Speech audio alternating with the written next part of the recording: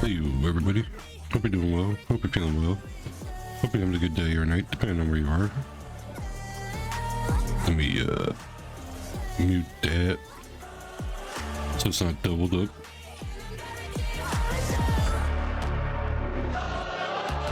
And then pause that because it's just gonna get fucking muted on the VOD. And jump into the game. White lilies drawing me deep while I wait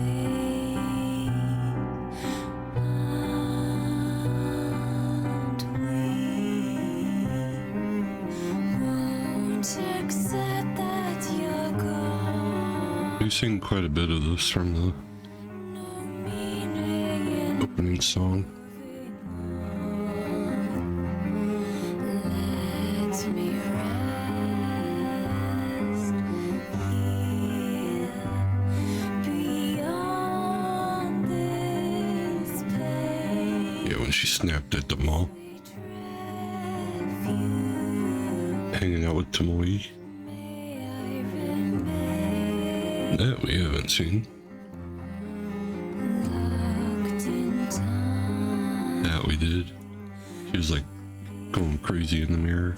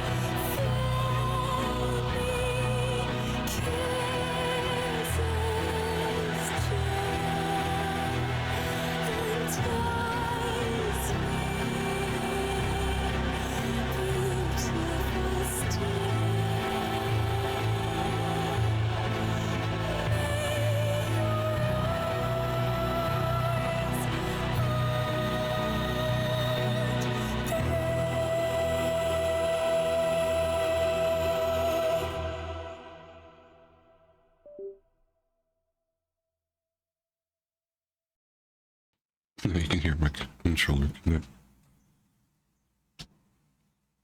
So, the main menu has changed a little bit. Kojiro, I believe is his name. Koji is now hanging out with her in the morgue.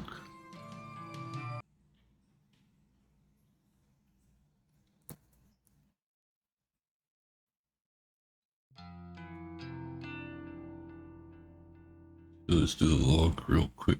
Yeah, it's not going to show anything. Alright. You should be here by now.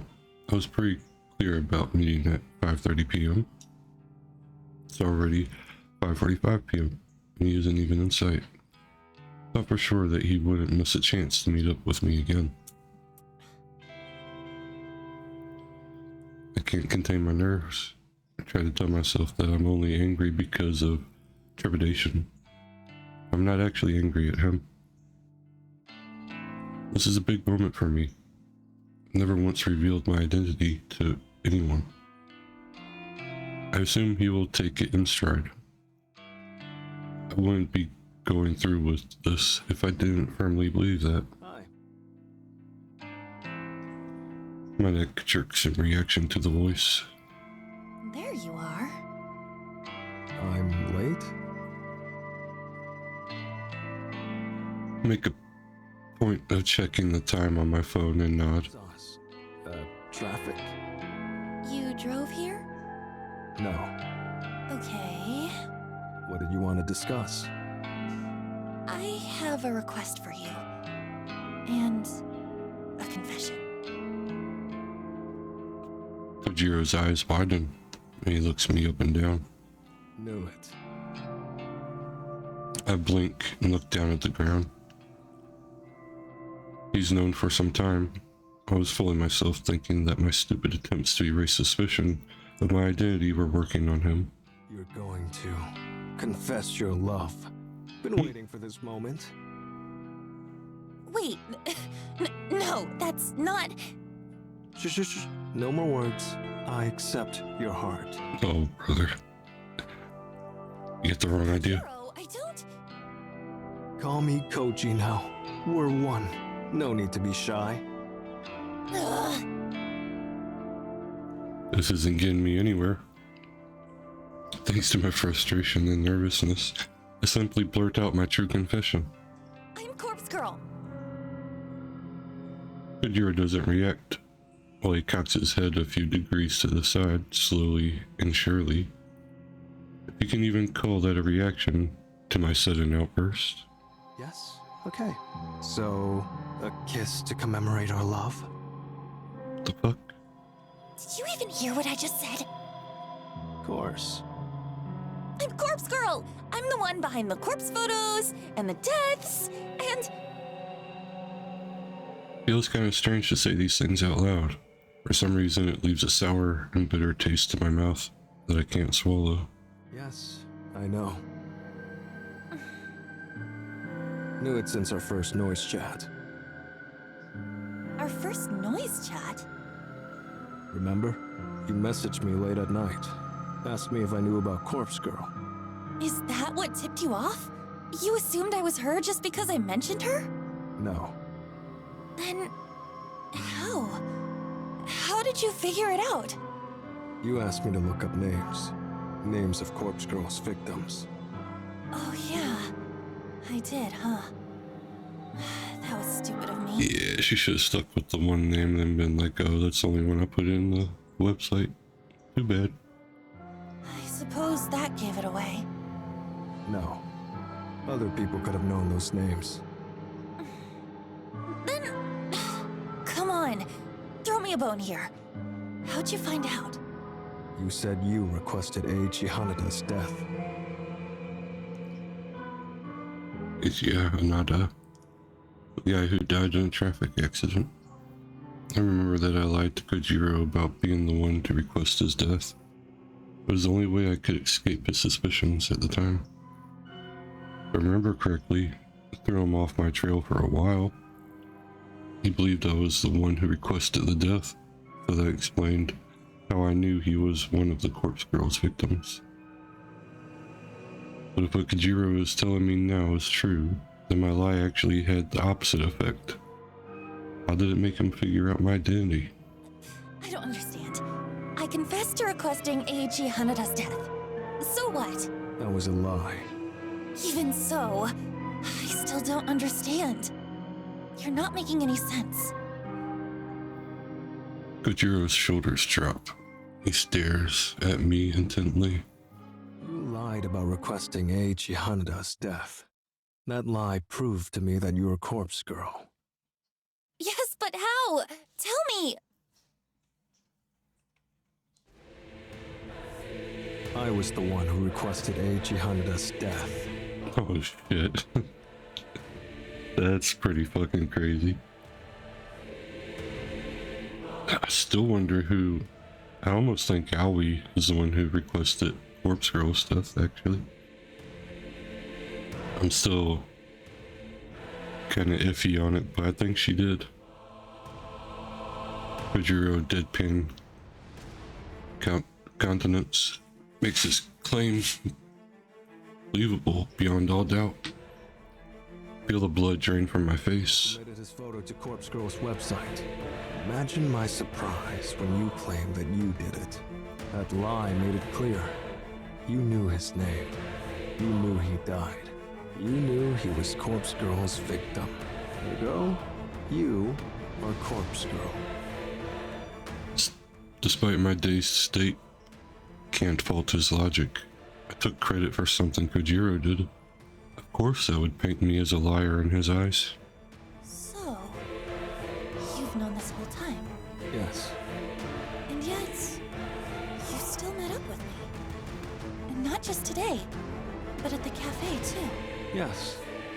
Aren't you scared of me? No, that's not the way I'd put it. You should be scared of me. After all, I requested the death. Had motive for murder, even if I didn't carry it out personally. Imagine what else I'm capable of. Subconsciously take a step back from Kojiro's suddenly looming form. For more discussions. I know you don't kill your victims. You just nudge them, urge them, tempt them with death as an escape from their fear. You're no murderer. What reason have I to fear you? He's right. He's absolutely right. He knows everything about Corpse Girl's methods. My methods. Kojiro is a dangerous enemy. Or a powerful ally. And it's up to me to decide whether he's with me or against me. I recall our conversation at the cafe. He claimed he would support Corpse Girl if she came to him for assistance. He's a fan. He would support her obediently, no questions asked, as long as the price was right. So all I have to do is make him an offer that he can't refuse. Join me. Help me. Help Corpse Girl rid this fucking world of the fetid filth that infests it. Decide to quote a certain passage from a book that Kojiro himself gave me. A paragraph from Strange Flower that has stuck with me for some time. There's a certain beauty in death, a macabre certainty, an absolute state of finality. Nobel Sinclair. You understand what I'm talking about. You work with cadavers for a living. The dead can't hurt you. They can't betray you. They can't disobey, or object, or disapprove. Wouldn't it be better if we were all beautiful like that? Perhaps. Didn't expect Corpse Girl to be so vain. Is your motivation simply to impart your own ideas of beauty to the world? No. Angel, hey, how's it going? Hope you're doing well. Hope you're feeling well. Appreciate the first time chat. I'm doing pretty good. How about yourself? There's more to it. Of course. Me, myself, Noriko, may be vain. But Corpse Girl isn't burdened by such petty notions. Her ambition is pure. Her ambition is crucial to the survival of the entire human race. Thought I had a big ego. You're so self-important. Both you and Corpse Girl. I don't expect you to understand. Not yet. But I've realized that I can't do everything alone. I need your help. I need cadavers. I see. What's in it for me? This is the critical point of our negotiation. It'd all fall apart here if I don't offer something that Kojiro considers worth the risk. Question is, what does he want? What does he desire? I propose an equal partnership. You'll reap half of the benefits from Corpse Girl's work. This offer is a gamble, and I know that in the back of my mind. However, it was the only feasible solution I could come up with when I planned out this encounter late last night. This tactic relies completely on my assumed understanding of Kojiro's innermost desires. If I'm wrong about him, then this whole thing will blow up in my face. Corpse Girl will create more death than you could ever imagine.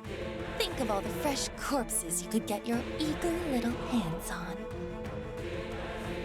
Kojiro shakes his head, his lips pursed in a thin line of disapproval. Sorry. Already got my fill of corpses. Morgue's full enough as it is. I narrow my eyes and stand my ground. Can't back down now. I'm so close to unraveling him and his secrets. You've always wanted to mimic Nobel Sinclair. I can see it in your face, in your very soul, whenever you praise his work. You want to emulate his actions and experience his escapades firsthand.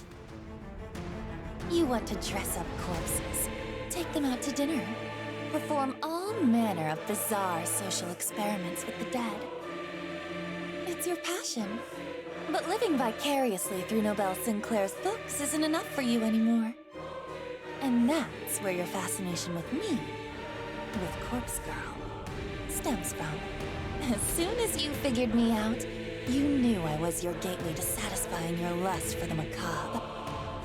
You work with cadavers all day, every day, but you can't get them out of the morgue with eyes on you at all times. But I can. I have the perfect plan on how to withdraw all the corpses we could ever need. Half of them for you, and half of them for me. It's just crazy as fuck. But what's her plan to get out the cadaver, so? An equal partnership.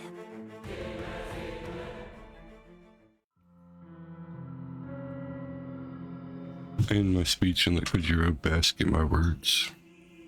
I hope I was convincing enough to sway him, and I pray, that I'm correct about his sickest desires. His reaction isn't exactly what I was expecting. He laughs, a big hearty guffaw that scares a few nearby birds and sends them flying to safety. Clapping his hands together slowly, he inches closer to me until I can feel his breath across my face. Figured me out? I'll play along. Say there's a way to get corpses out of the morgue without getting busted. Don't you think I'd have found it by now? Perhaps you're not as clever as you think you are. Perhaps. But you have the answer? I do. I guarantee it will work. Bead of sweat forms on the back of my neck. I'm not exactly bluffing, because I have planned out this whole scenario in detail. Until I actually try to pull off such a maneuver, I can only speculate that it will work. I need to exaggerate my confidence long enough for us to rally together. Something about you makes you seem trustworthy. So be it. Consider us partners. For now. You accept? Sure. Don't make me regret it. But listen. What I do with my share of corpses is my business. No nosing about. Got it? You still want to keep secrets, even if we'll be working together? Shouldn't we be open and honest and build a trusting partnership? Here's the deal. You don't pry, and I'll assist you with Corpse Girl's work. I'll help you craft your elaborate photos. No charge. I get privacy, you get an assistant. Mutually beneficial. Wouldn't you agree? I mean, the whole fucking situation's weird, so why not have your privacy with your dead people, man? I think about his offer. It's true that I don't really need to know what he's going to do with the corpses on offer. The whole thing is illegal already. So if he wants to take it further, that's not on me. And if I can get some assistance, it will surely help me churn our photos at a faster rate. I'll need muscle to move bodies, for starters. That alone is worth keeping my nose clean. Okay, we have a deal. Glad to hear it. Kojiro extends a hand, and I grip it as firmly as my frail bones will allow. We shake once, and Kojiro offers me a surprisingly warm smile. His intense, murderous demeanor suddenly vanishes, and he reverts to his awkward alien self. Saw us about the love confession stuff before. Too late now, but I'd have helped Corpse Girl in return for a simple date. Damn, it could have been so much easier. Seriously? Did I come up with some elaborate insight into his psyche and his desire for absolutely no reason? Was all he wanted a chance to take me out? No backing out now. We've got a deal, right? Right. Welcome to the team, Kojiro. Team Corpse Girl, huh? Well, it's good to be on board. My more connection, your schemes. We hoist piles of corpses out and split the stack 50-50. That the whole of it? To put it simply, yeah. And I get your assistance with Corpse Girl's work. A reward for keeping my eyes shut. Of course. Looking forward to that. A spoken contract's as good as anything to me. I'm satisfied. When do we start? Soon. There's only one thing missing from my plan. That is? We need somewhere to store the bodies we retrieve. A freezer of some sort? Somewhere big, with no one to meddle in our business. I'm thinking an old warehouse or something like that. A warehouse, huh? What about an abandoned factory? I might know a place. A factory? An abandoned factory. All for our corpse collection. I like the sound of that.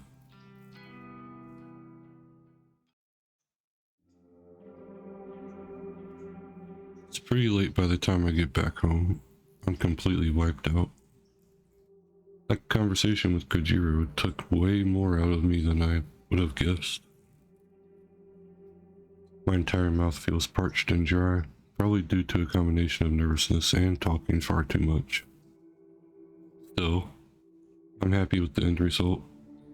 I mean, it was worth stepping out of my comfort zone for. I'll wait for Kojiro to get back to me about the abandoned factory. Once we secure a location like that, our real work will begin. Figured that I should turn in for the night, since I need to be at the office in the morning. But the ever-present tug of curiosity pulls at my sleeve. I feel myself being drawn to my laptop. I'll take a quick look for a new request, just a peek.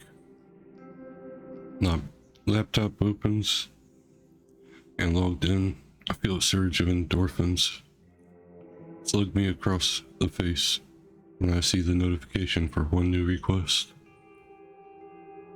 Squealing like an overly excited schoolgirl, I open the message and view the details.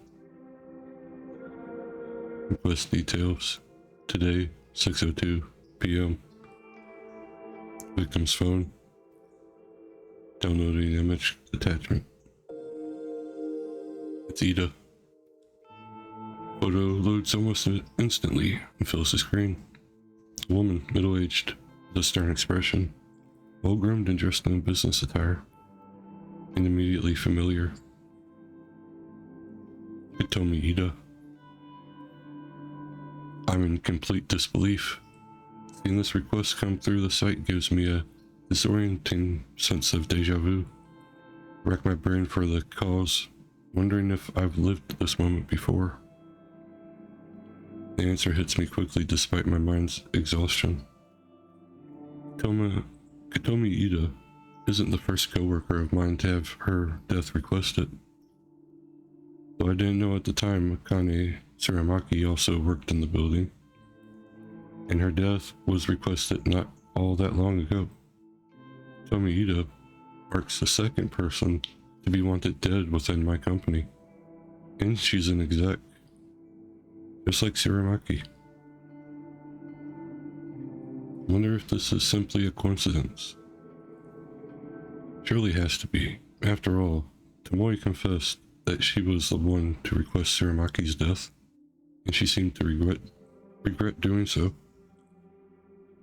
Therefore, I have to doubt that she'd go on to upload Katomi Ida's photo to the site. So, who could want Katomi Ida dead? She isn't the most likable person, but who really is? She deals with the juniors on my floor on a regular basis. The juniors, like me, Tomoe, Shinya.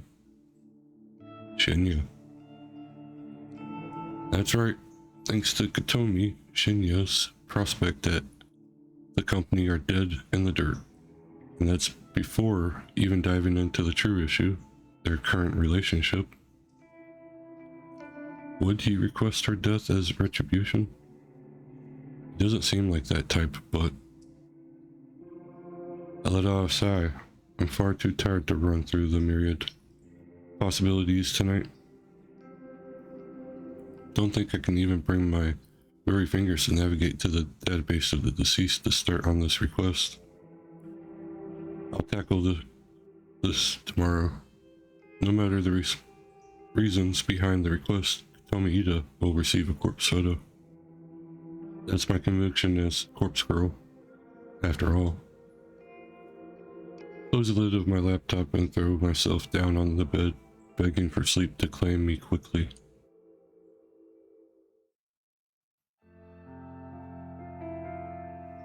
June 10th, Wednesday morning. I need to talk to you. What's with that look? Got something up your ass? Come on, just follow me.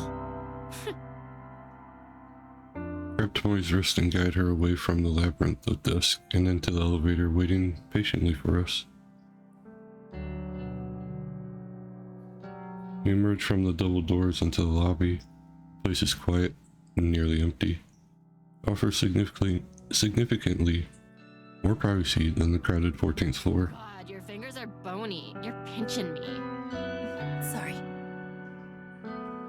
I let go of her wrist and she rubs it gingerly against her clothes. Anyway, what's up? I hesitate for a moment. Even though I ran through the scenario in my head during the train ride, I'm still anxious about playing it out now. But the situation involves Tomoe, either directly or indirectly. As my friend, she needs to know. I think Corpse Girl is going to target Kotomi Ida. Huh? Did you get one of them photos? Her reaction is fairly indifferent.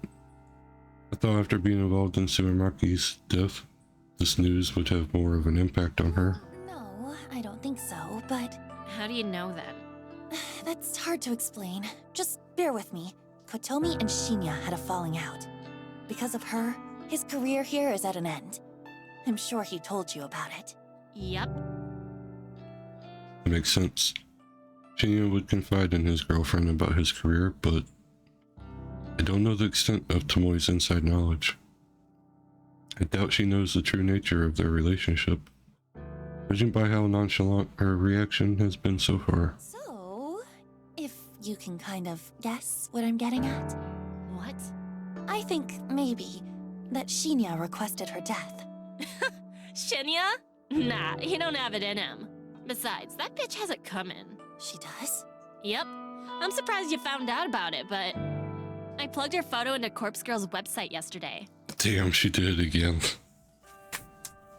Oh. She knows it works too. I'm stunned. I can hardly formulate a response to Tomoe's confession. Absolute skank. She deserves to die. But why? After you requested Akane Tsurumaki's death, why would you? Look, it's not about Shinya's career, alright?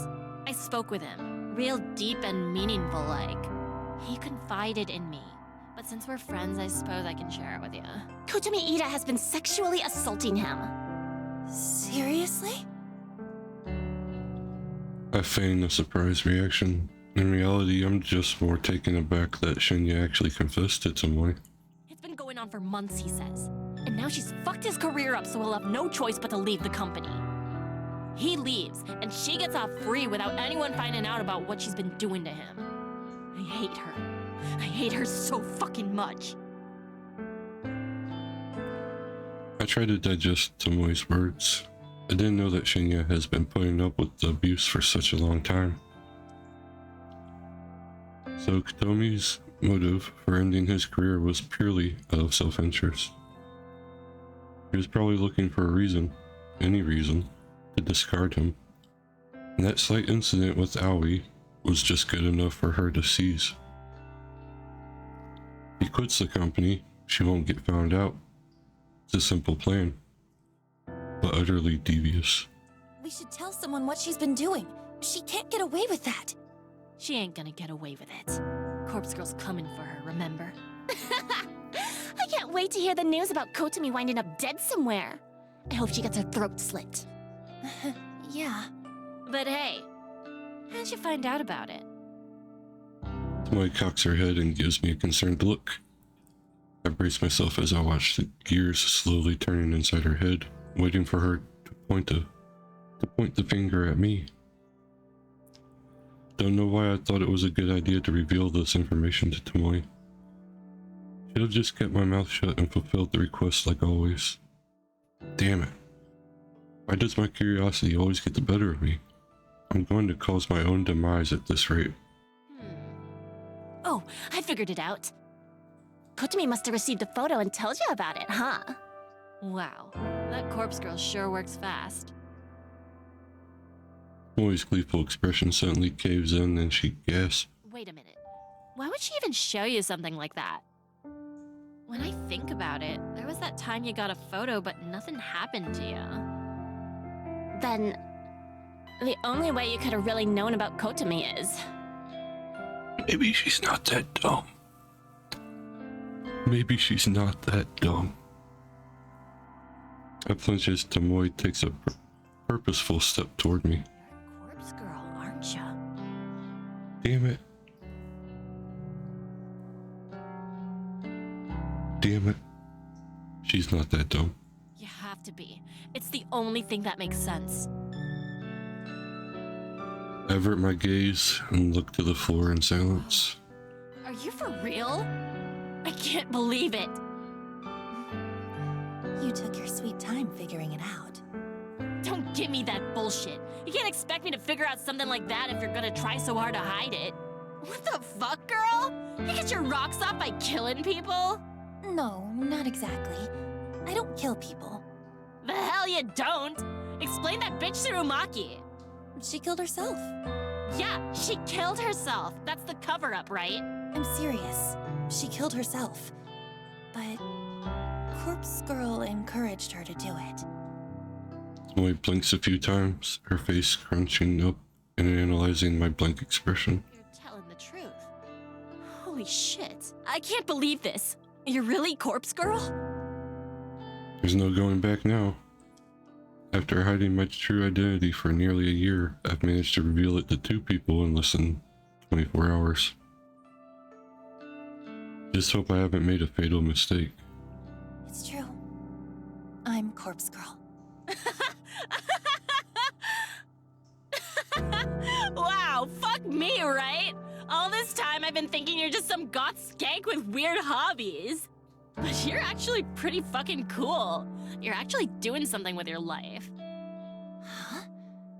I thought you'd be angry with me.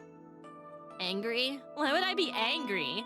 God, this is the coolest thing that's ever happened to me. I'm friends with fucking Corpse Girl. And people said I'd never amount to nothing. Though it took me long enough to figure it out. I ain't the sharpest light bulb in the shed. God damn. Alright, maybe she is that dumb. But how'd she figure it out? If she talks like that, like, god damn. I can't argue with that. Tomoe laughs and puts her arm around my shoulder. I shrink away a little, but her good cheer is somewhat infectious. Feel a flood of relief wash through my body. Like, I gotta know. How many people have you killed? I said I don't kill people. Yeah, you know what I mean. How many have offed themselves because of you? It's an embarrassingly small number. That's so? Oh, that's a shame. Listen, you gotta fill me in on all the juicy deets later, Kay. For now, please focus on getting rid of that bitch Kotomi. I'll do my best. Thanks, slut. Shinya and I will owe you one for sure. Tomoe swings around and looks toward the elevator. She turns back and gives me a thumbs up gesture. This convo never happened. Got it? That's my line. You can't tell anyone about me and Corpse Girl. Please, who would I tell? Well, the police, for starters. Fuck 'em. I ain't a squealer. I'm on your side, Corpse Girl. Relax. Anyway, peace. Tomoe ducks away and leaves me standing alone. I really hope I made the right decision here. Suppose I don't have a choice but to keep moving forward. My first order of business should be to take care of Kotomi, Ida. Good Suribot, take care of those spammers. I can get her to kill herself, it'll prove to Tomoe that I'm not messing around, and it might cement our friendship even further. Just have to get through the rest of the workday. Then I can return home and focus on crafting Tomoe's corpse photo. That's when the real fun will begin.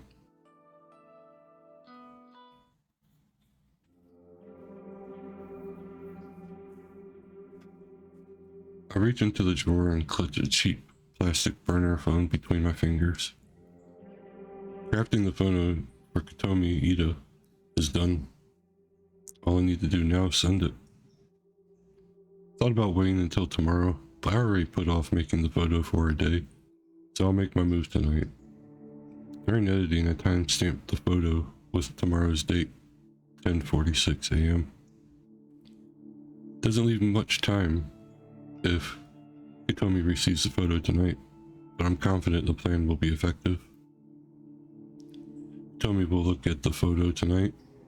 She'll either freak out and end it all immediately, or after her sleepless night of anxiety, she'll pull the trigger, figuratively speaking, instead of going to the office in the morning.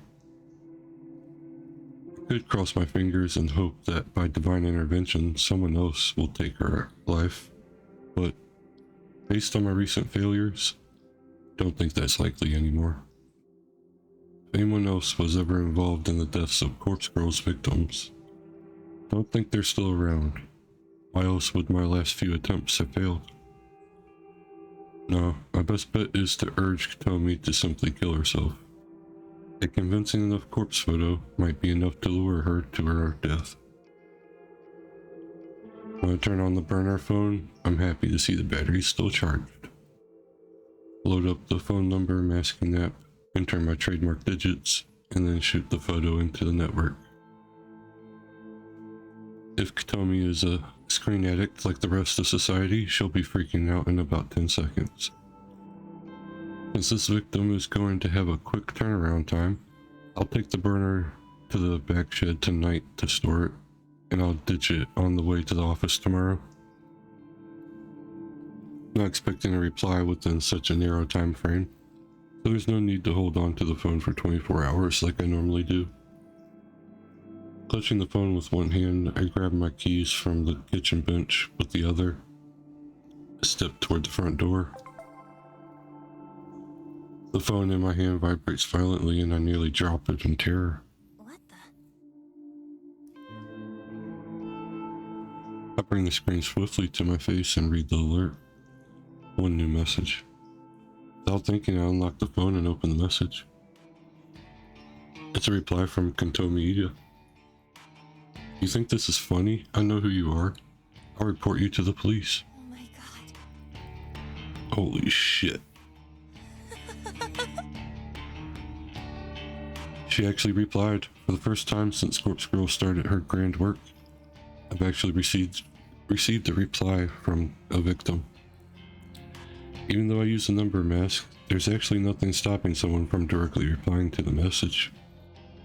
A reply message would still get sent through the network and back to the burner phone SIM card. The number mask is simply a stealth tactic, disabling the ability to view the number actually is. It doesn't prevent replies. I discard the burner phones anyway, but it's an extra layer of security, not to mention a bit of a calling card. Judging by Katomi's response, I assume we have a fighter on our hands. He's not going to give in easily.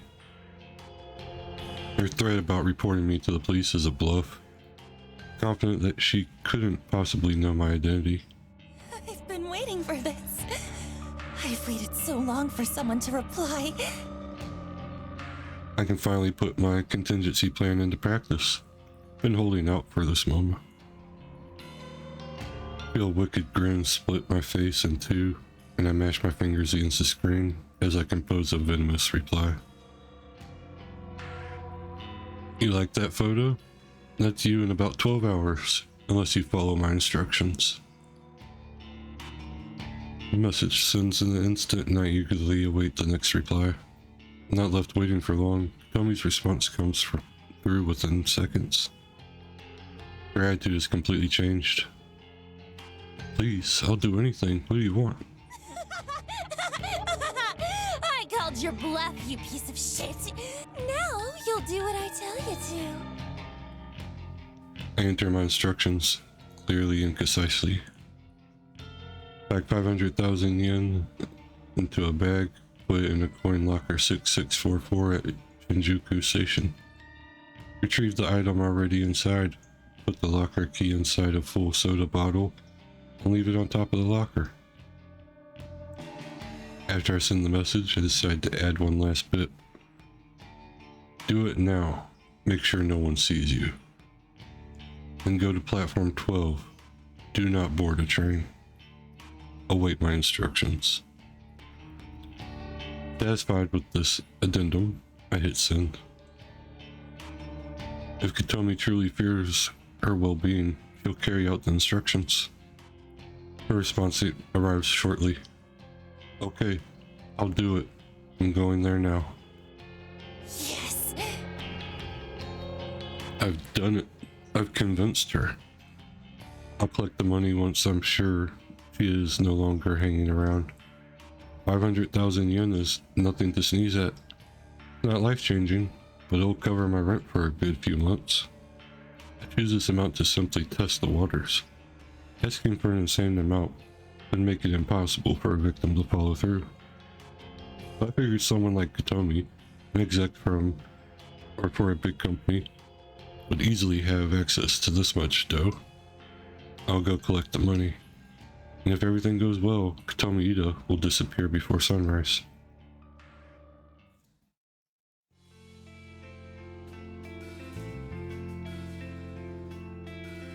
Though the hour is late, quite a few commuters are still navigating through Shinjuku Station, wide platform, and underground labyrinth. Train station beneath my feet is sprawling metropolis that extends below the city. It's packed with restaurants, shops, and other outlets. As I'm standing on one of the countless train platforms above ground, that world might as well be a completely different dimension. The only problem is that I'll have to brave the maze as soon as I descend the platform stairs. I tend to get dizzy in such places. My normal morning route doesn't require me to travel through the underground plaza. I'm able to exit the station within minutes of the train arriving at the platform. Still, I'm somewhat familiar with the layout of the underground. I know exactly where coin locker 6644 is located. The coin lockers in train stations like these are a popular way for people to store luggage or personal belongings for a few hours at a time. In Shinjuku, it can often be difficult to find even a single available locker. But Coin Locker 6644 is special. I approach it from the main passageway of the underground, and my eyes take in the familiar sight.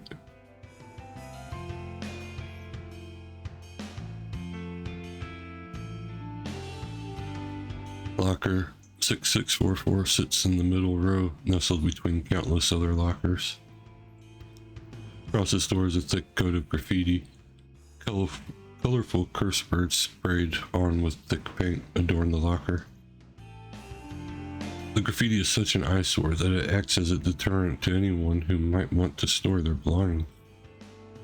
The icing on the cake is the condition of the coin-operated lock. The thing is busted and dented from physical abuse, like someone has tried to pry it into it with a crowbar on multiple occasions. However, I know from testing it firsthand that the lock still works, despite its battered appearance. No one in their right mind would use this locker, and that makes it a perfect spot to host my pickup. Glancing at the locker, I notice that a soda bottle sits on top of it.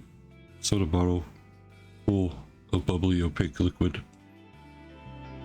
Quickly look around to make sure that Katomi Ida is nowhere in sight. Walk past the locker, complete a lap around and the immediate area, scanning thoroughly for her. But she isn't here. In fact, there are very few people in this little section of the station. Good. She followed my instructions perfectly. After leaving the key in the soda bottle, she left immediately. I approached the locker once more, I reach up above it and retrieve the soda bottle, then crack it open to hear the fizzy hiss. Bring the lip of the bottle to eye level and peer inside, trying to identify the shape of a key within the swirling ocean of carbonation. There it is. Try to fish inside the narrow bottle opening with my finger. Then, though they are, can't squeeze more than one finger inside the bottle at a time. Could tip the bottle over and let the soda and the key spill out onto the floor. When someone sees me being a nuisance and causing a mess, I'll draw unwanted attention. I've got no choice but to chug back some of the soda and try to catch the key in my mouth. As disgusting as the concept is, I need to steel myself. I raise the bottle to my lips, tilt my head back, and pour the foul liquid into my open mouth. The saccharine tang and artificial flavoring assaults my taste buds, and I immediately want to vomit. But I'm committed to seeing this through. I can throw up later. The most important thing is getting the key. It isn't until the bottle is half empty that the cold metal key drops into my mouth. It clangs against my teeth and I nearly choke in surprise. Sputtering and spitting, I feel droplets of soda running down my chin. My cheeks are puffed up like a squirrel as I try to retain the key and the soda in my mouth.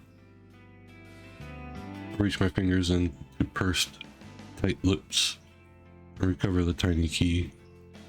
Quickly swallow down the rest of the soda in my mouth, trying hard not to release it. Repugnant belch. Turn the key over in my hand and smile. My sticky teeth adhere to my lips, and it takes me a few seconds to lick them clean.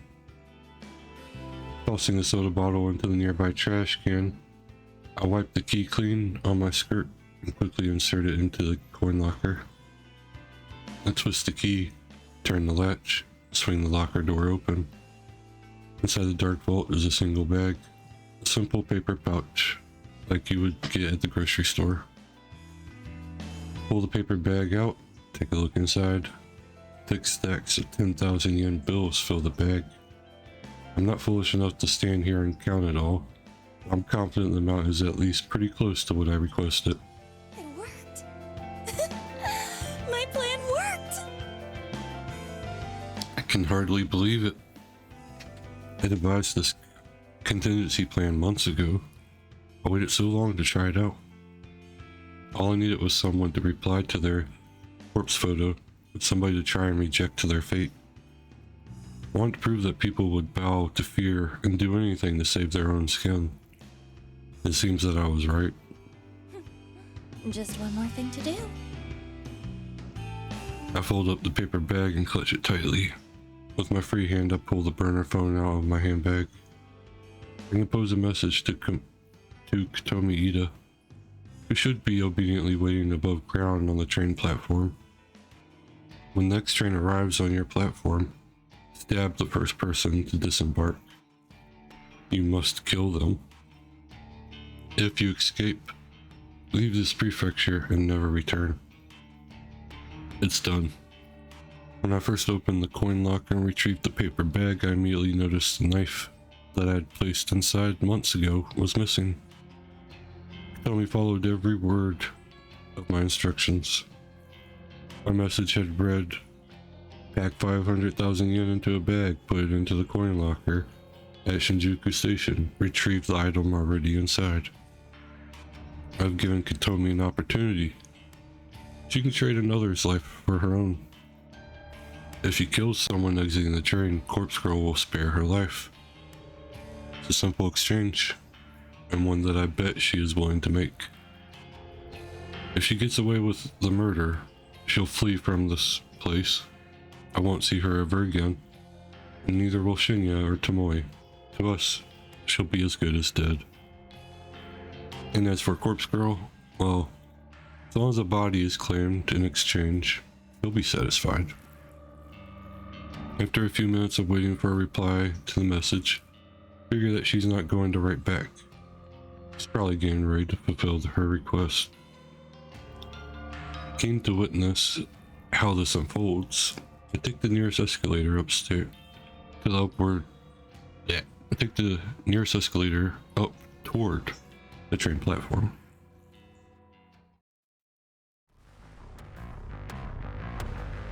Damn. That's more than one person. The scene is absolute chaos. It wasn't difficult at all to navigate to this area. All I had to do was follow the echoing screams. I spy the shadowed form of a body laying on the platform in front of me. I can't make out any detail, but a shallow pool of blood reflects the harsh light shining from up high. To my surprise and delight, a second body is sprawled across the ground nearby. It's a young woman's corpse with one arm raised against the side of a vending machine. Adrenaline surges through me at the violent scene. Tomi Ida, he managed to take out 2 people. He might be my new favorite person in the entire world. I heard panicked voices in the background and I turned my head slowly. What the? 2 more bodies are on the ground. 2 men in expensive looking suits are collapsed in puddles of their own lifeblood. One of the men is still moving and groaning, pleading for someone to stem the tide of gore. A familiar, lustful, tingling sensation begins to stir and rise through my belly, my thighs, my pelvis. I feel my toes clench and my breathing grows heavier. There's one more surprise to be had here amidst this beautiful spectacle of carnage.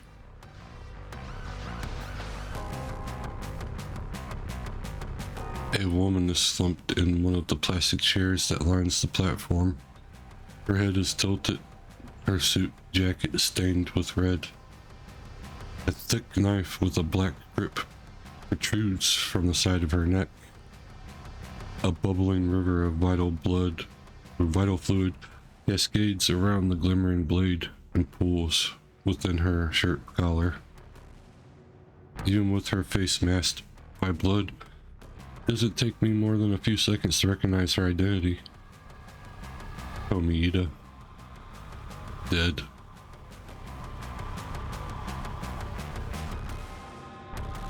How the hell did that happen? 5 people. I swing around, taking the entire view of the platform, counting up the bodies in the path of slaughter.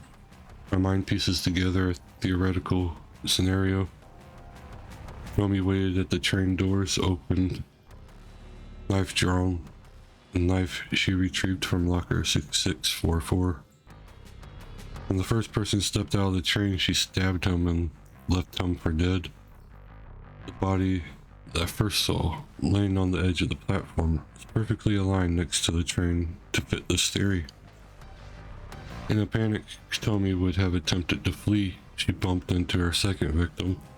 The young woman slumped against the vending machine and cut her down desperately to make her escape.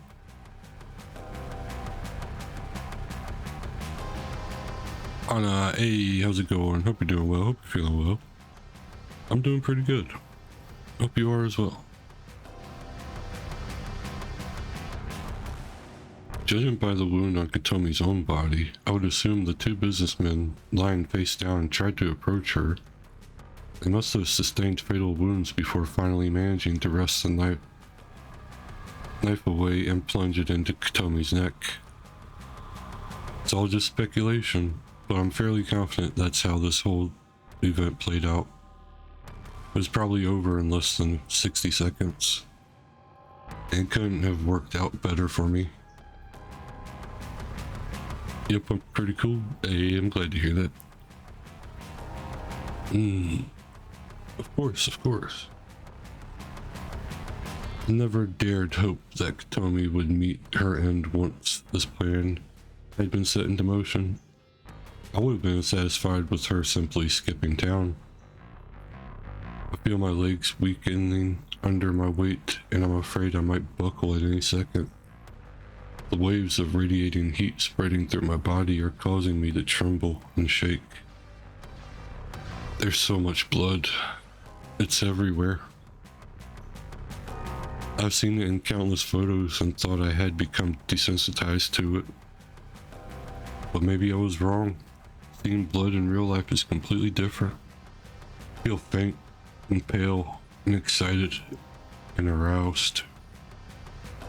I need to get out of here before the police arrive. More importantly, I need to get away before I collapse in a sweaty heap of lust and pleasure. How long have I been playing this game? This is the third day now, and we're going on like hour 10 or so, 10 or 11, something like that.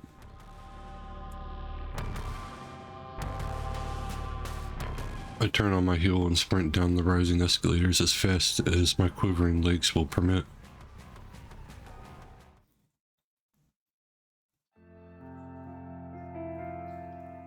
June 11th, Thursday morning.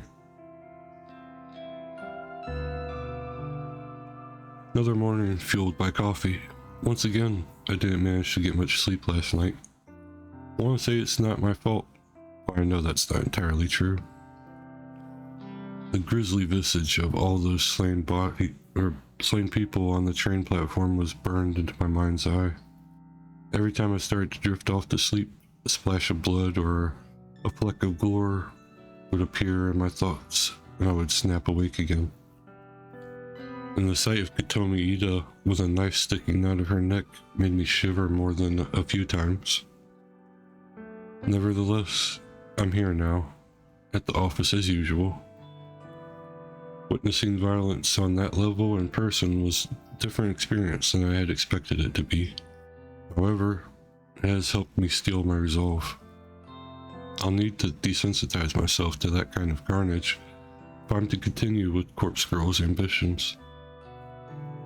Set down the second empty can of coffee on my desk and lean back in my chair. Catch a glimpse of Tomoe tapping away on her keyboard, completely oblivious to what went down last night. There was a news broadcast regarding the event, of course, but the finer details of what occurred have been kept under wraps. It'll probably take the police and the media a little more time to get the story straight. It's not often that a mass killing spree takes over the news, and whether or not the identities of those involved will be revealed is beyond me. For now, I'll assume that Tomoe is in the dark about the event. Don't take her as the kind of girl to be up to date with on current events. Even if she did hear about the stabbings, she couldn't possibly know that Katomi was the culprit. She'll probably fill her in later though. She'll want to know that Corpse Girl claimed her victim, even if it was in kind of a roundabout way. I stretch my arms above my head, let out a small sigh, and proceed to crack open a third can of coffee before getting back to work.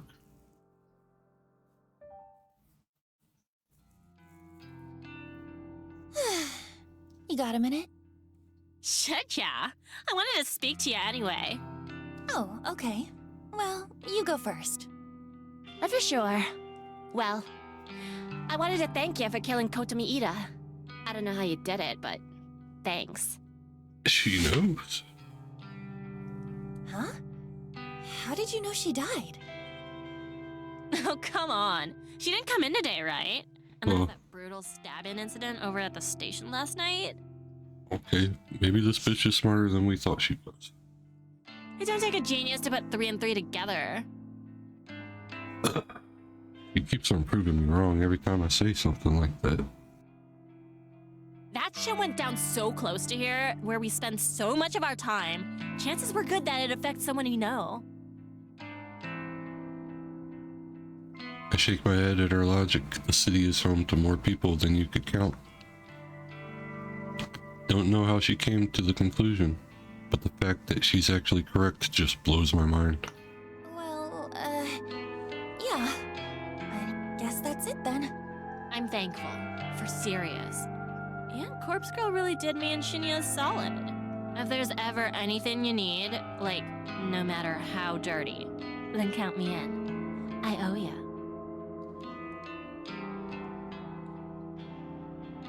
Which character do you trust the least right now and why?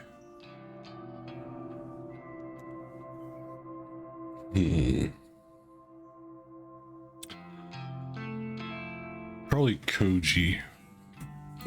Because he wants to keep something secret still. And he's been kind of mysterious the whole time. He's just been kind of weird. I mean, the whole situation and everybody in this game is weird, but he's just got like something there that I'm like, he wants to keep secrets, even though that they're gonna work together. And it's like, why? I mean, I really don't want to know. Do whatever the fuck you want with your dead bodies, but still, why being so secretive?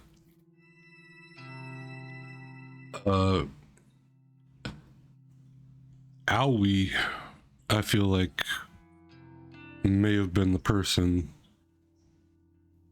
to put up Corpse Girl's photo on the website. But I'm not completely sure about that. Thanks. I'll keep that in mind. Sure. So, like, what'd you want to say to me? Oh, I was going to tell you that Kotomi is dead. Beat you to it, skank! But I got a question or two. How'd you get someone to go on a killing spree and take Kotomi out along with the others? I mean, it wasn't you going around stabbing people, was it? No, of course not. Oh? It kind of happened outside my control. I sent Kotomi a photo of her corpse, just like Corpse Girl's standard mode of operation. And I gave her the instructions to kill someone, if she didn't want the circumstances of the photo to come true. Holy shit. She kinda ran with it, I guess. Seems like she took out 4 people before someone fought back and stabbed her. I think I'm in love with her, to be honest. You weird slut! That's horrible! What can I say? She went above and beyond. Still, thanks. Really. Shinya will be stoked. That's okay. Just doing Corpse Girl's job. Where is Shinya, anyway? Oh, he was in earlier. Went home a bit early because he wasn't feeling well. Think it was... Well, he'll sort himself out soon enough. You know, Noriko, you've changed a lot. I have? Toads. I mean, I know you act different around me now that we're friends, but it's more than that. You look, I don't know, kind of better? Healthy or something? Oh. I didn't know about that. Serious, though. I don't know. Maybe I just see you different now that I know who you really are. Maybe. Anyway, I'm gonna get going. You wanna grab a bite or something? Not today, sorry. Maybe another time? Sure thing. Right. See you, skank! Moy slaps my shoulder affectionately and takes off toward the train station. If I remember correctly, she did say that she'd be happy to help me out in the future, no matter how dirty the work is. I'll definitely have to take her up on that offer if the need arises. Another interesting thought crosses my mind. Tomoe seemed kind of surprised that I managed to manipulate Kotomi into going on a killing spree. To be honest, I'm also amazed that I managed to pull that off. Yeah, I played tons of games. All types. Which gets me thinking, would it be possible to manipulate more people in the future? After all, I came out of last night's ordeal with 500,000 yen in cash and a bunch of bodies claimed in Corpse Girl's name. It's a fascinating prospect. There might be something to this. If I can successfully pull the right strings, Corpse Girl's ultimate ambition might be fulfilled sooner than I thought.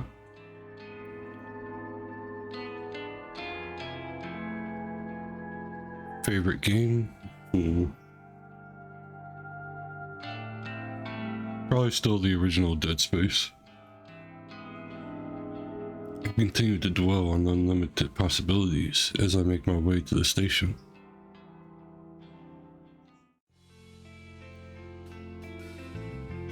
Standing on the train platform, and thankfully not the same one from last night, which has been temporarily closed, I stare into space, completely lost in thought. Start to wonder how Kojiro is getting on with finding us a sustainable location. As I fantasize about having an abandoned warehouse or factory to call our own, my phone cries out desperately for attention. I retrieve it from my handbag and glance at the screen. Kojiro is requesting a voice chat. I absent-mindedly wonder if he read my mind and knew I was thinking about him as I answer the call. Hello. Want to see the place? No greeting, huh? Sauce. Hi. Want to see the place? What if I'm busy right now? Ah, Sauce. You busy? No. Right? Want to see the place? I roll my eyes and decide to just go along with it.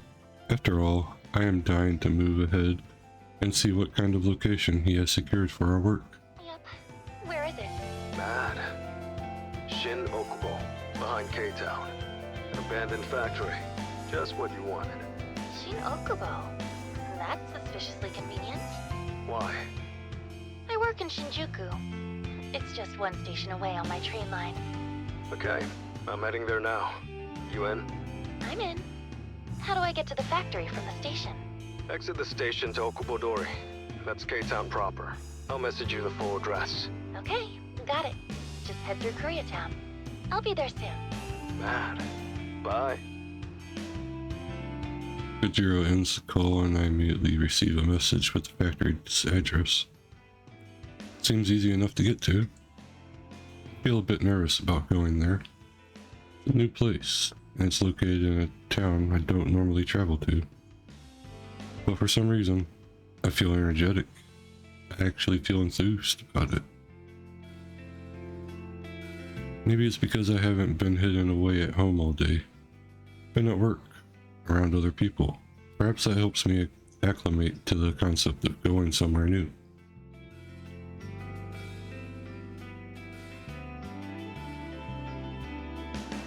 I definitely play more story-based games. I don't really play fighting games.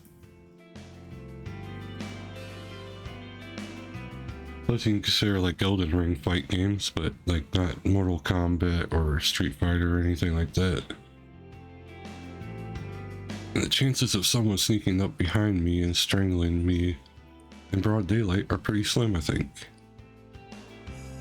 As I put my phone away, the train pulls up to the platform. The same train that was going to take me home will take me to Shin Okubo. It's the very next stop from here. I'm a little wary of how convenient this is turning out to be. Could be Kojiro's luring me into a trap.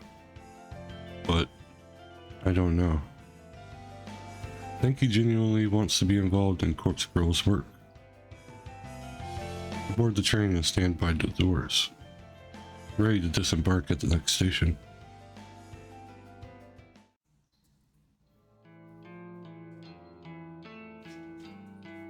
The abandoned factory is almost exactly how I imagined it would be. Tall, broad, foreboding, eroded and worn down, with brick walls and steel sheeting covered with thick layers of black exhaust.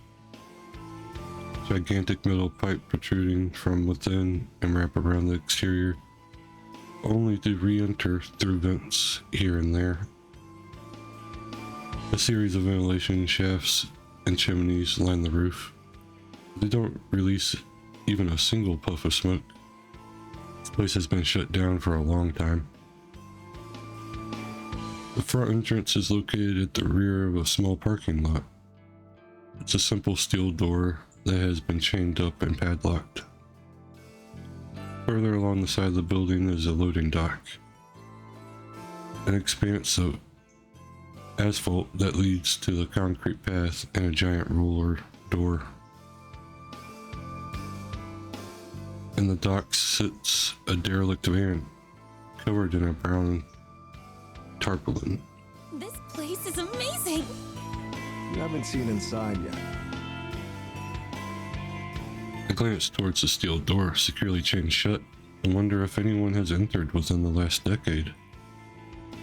If Kojiro has checked out the inside, then he did well covering his tracks.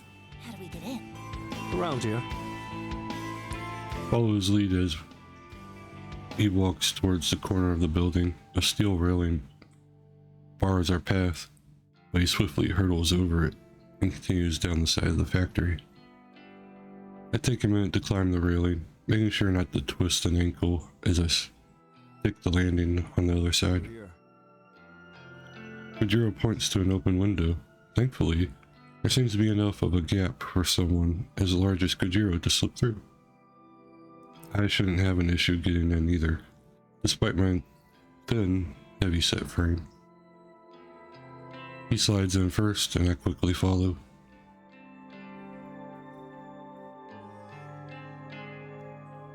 And with that, I find myself inside the factory. The place is huge. It's an open plan design, and it's pretty much empty. A few stray pieces of odd machinery line one wall. Small forklift, a pallet jack, and a bunch of buckets and mops catch my attention. All this could be useful for our little operation. A number of iron workbenches are piled up in a stack.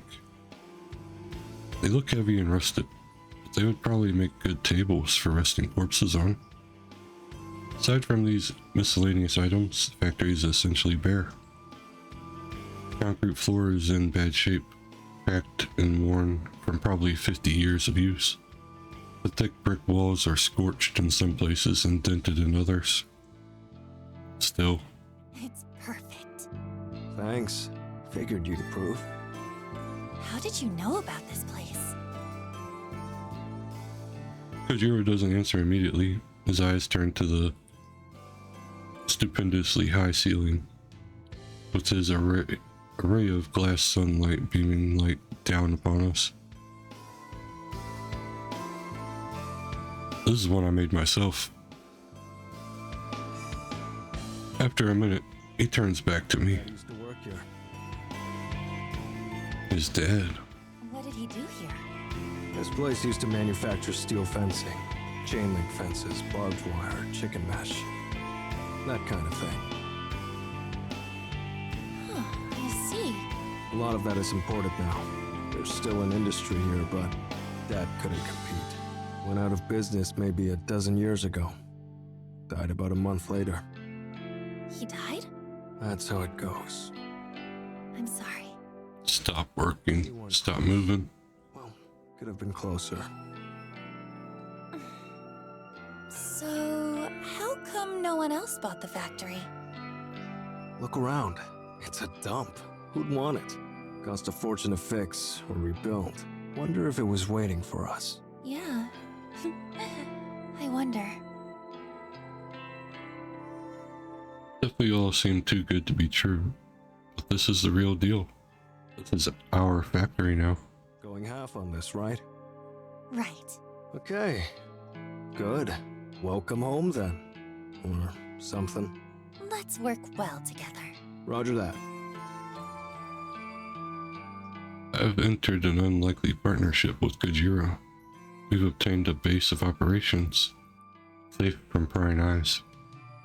Next step is to fill this factory with corpses and carry on with Corpse Girl's grand scheme. And that's why the game's called Corpse Factory. Thanks for accompanying me home. No problem. Oh, he came to your house? Oh shit, oh shit. No, I don't think that's necessary. Shot down instantly. Okay. By the way, when are we starting work? Well, as soon as as soon as Corpse Girl receives another request for a death, we can start on it. Oh, no grand heist from the morgue first? Think about it. It's important that the cadavers I use match the details of my victims. I won't know what kind of cadaver to use until I receive a photo of the victim. Guess that makes sense. What's the big plan anyway? How do we lift corpses from the morgue? I had a feeling he would ask about this sooner or later. I did tell him that I had a perfect idea after all. Hey, Karina. Appreciate the care package. Hope you're doing well. Hope you're feeling well.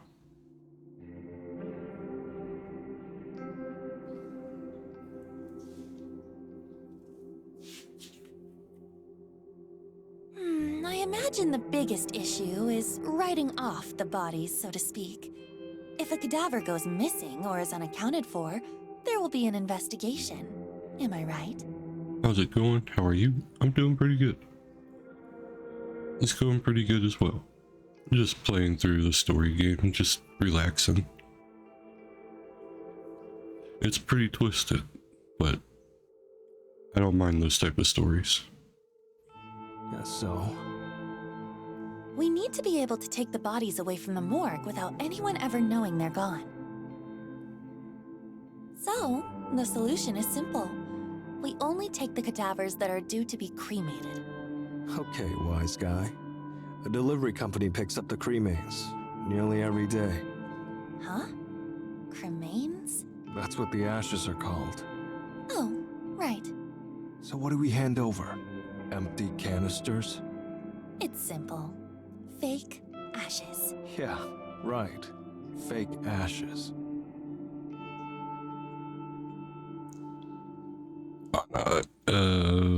Nah, I'm good. I'm happy with my setup. I'm not worried about anything really. Like I just have those lying around. Kojiro stops mid-sentence and stares straight at me. Might be onto something. Don't tell me you do have those lying around. Not fake ashes. Real cremains. Bodies are cremated every day. Wouldn't be hard to take a bit off the top.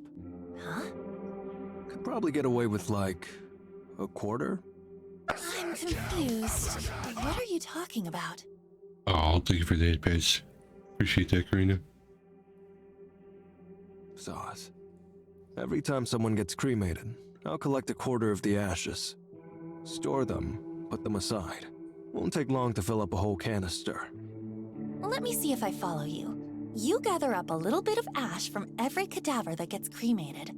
Whenever we want to hoist a body from the morgue, we use the previously gathered ashes to fill a canister. We slap a label on it that says, "These are the remains of so-and-so." Then we take so-and-so out of the morgue. We record that their body has been cremated, when in reality, it's been snatched from the morgue. I imagine the canister of ashes just gets picked up with all the others going out on the same day. Pretty much. We also put a token in the canister. A token? Like a dog tag. Has the cadaver's serial number engraved on it. Normally attached to the body before cremation. They don't burn. Lets the cremains be identified later. Ah, I see. Can we get our hands on those tokens? Sure. The bodies we're lifting from the morgue are due for cremation anyway. I can get the tokens engraved without a hitch. Proper serial numbers and all. I'll be lurking, making lunch. It's good to see you. Aw, thanks, Karina. It's good to see you also. I hope you enjoy your meal. Much love, my friend. Okay, good. This is getting complicated, though. There's quite a bit we have to remember to do. Don't worry. I'll take you through it when we need to. Most importantly, I'll need to start gathering portions of cremains. Need to have those collected in advance. Yeah. Thanks. Really. No props. But big question remains. What's that? How do we move cadavers out of the morgue? Ever tried lifting a stiff? Not easy. And you're no bodybuilder. No offense. None taken? Look, security in the joint is minimal. I'm there alone like 90% of the time. We don't have to worry too much about getting busted. As long as we cover our tracks, of course, and only take cadavers we've written off, as you put it. Bodies nobody will come looking for. Hang on. Are there security cameras, alarm systems, anything like that? Don't think so. Plenty in the hospital proper, though. That's fine, as long as the morgue is clear. Still, answer my question. How do we move the bodies? Well, there was a van at the factory. You got a hearse? A truck? No, but surely we could get something. What about a small van? Hey, Dad. Hope you're doing well. Hope you're feeling well. You got a license? No. Need a driver's license. And not just that, needs to be suitable for a van. A medium vehicle license, I think. I'm good. I'm glad to hear that, man. Oh. I don't have a license, but surely driving a van can't be that hard, right? We could just rent a van and wing it. Doing pretty good. Thanks for asking. Uh-huh. Can't even rent one without a license. Okay then. Do you have the right license? Don't look at me. Never driven a vehicle in my life. Yeah, me neither. Great. So this is a bust. How's the story appearing? It got pretty crazy. The last corpse girl victim wound up killing 4 other people before she got killed herself at the train station. They are now working together to get cadavers to make even more convincing corpse photos to pretty much guarantee the victims take themselves out.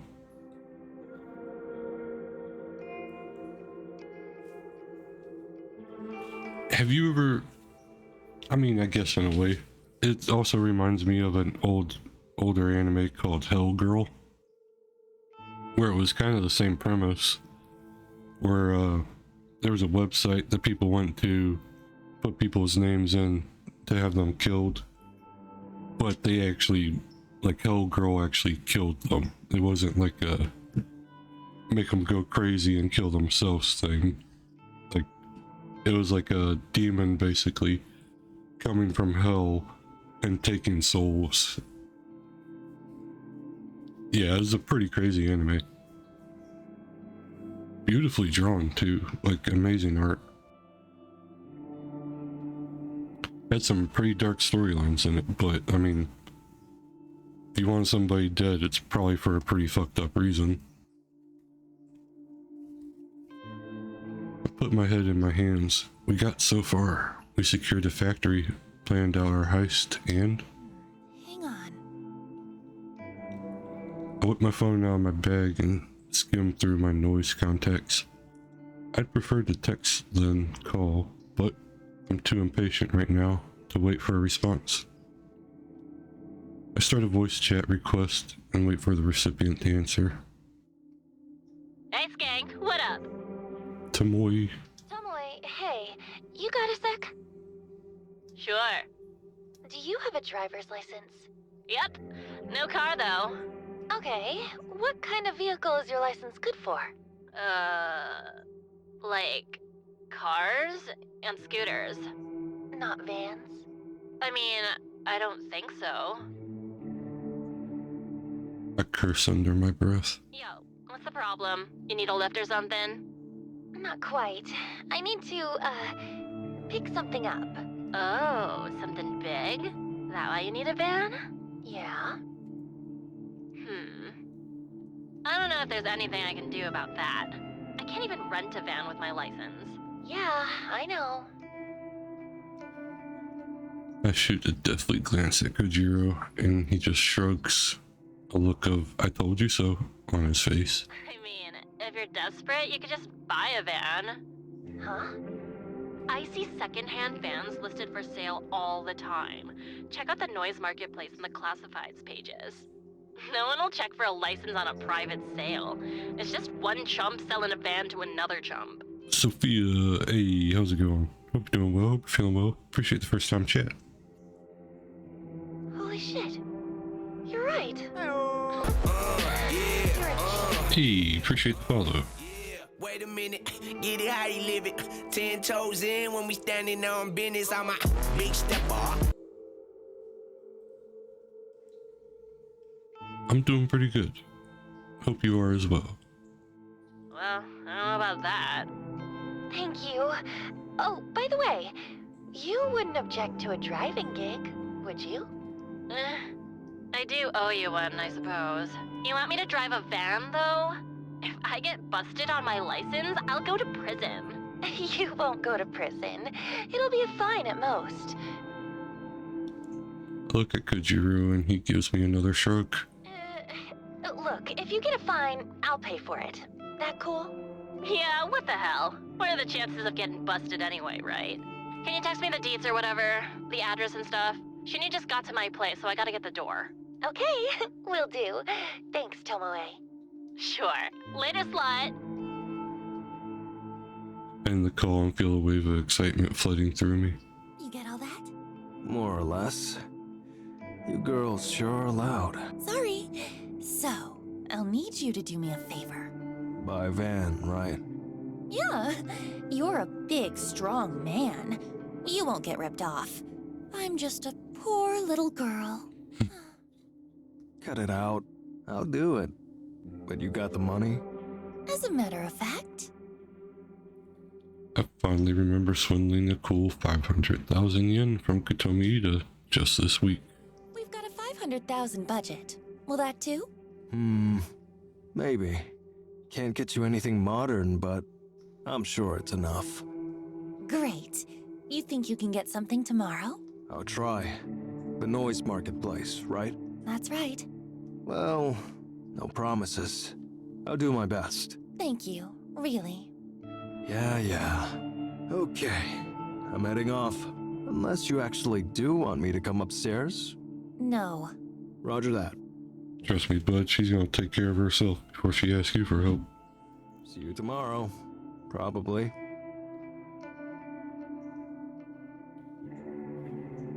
Kojiro turns with little more than a wave, exits the building, and crosses the street. I quickly ascend the stairs with a slight spring in my step.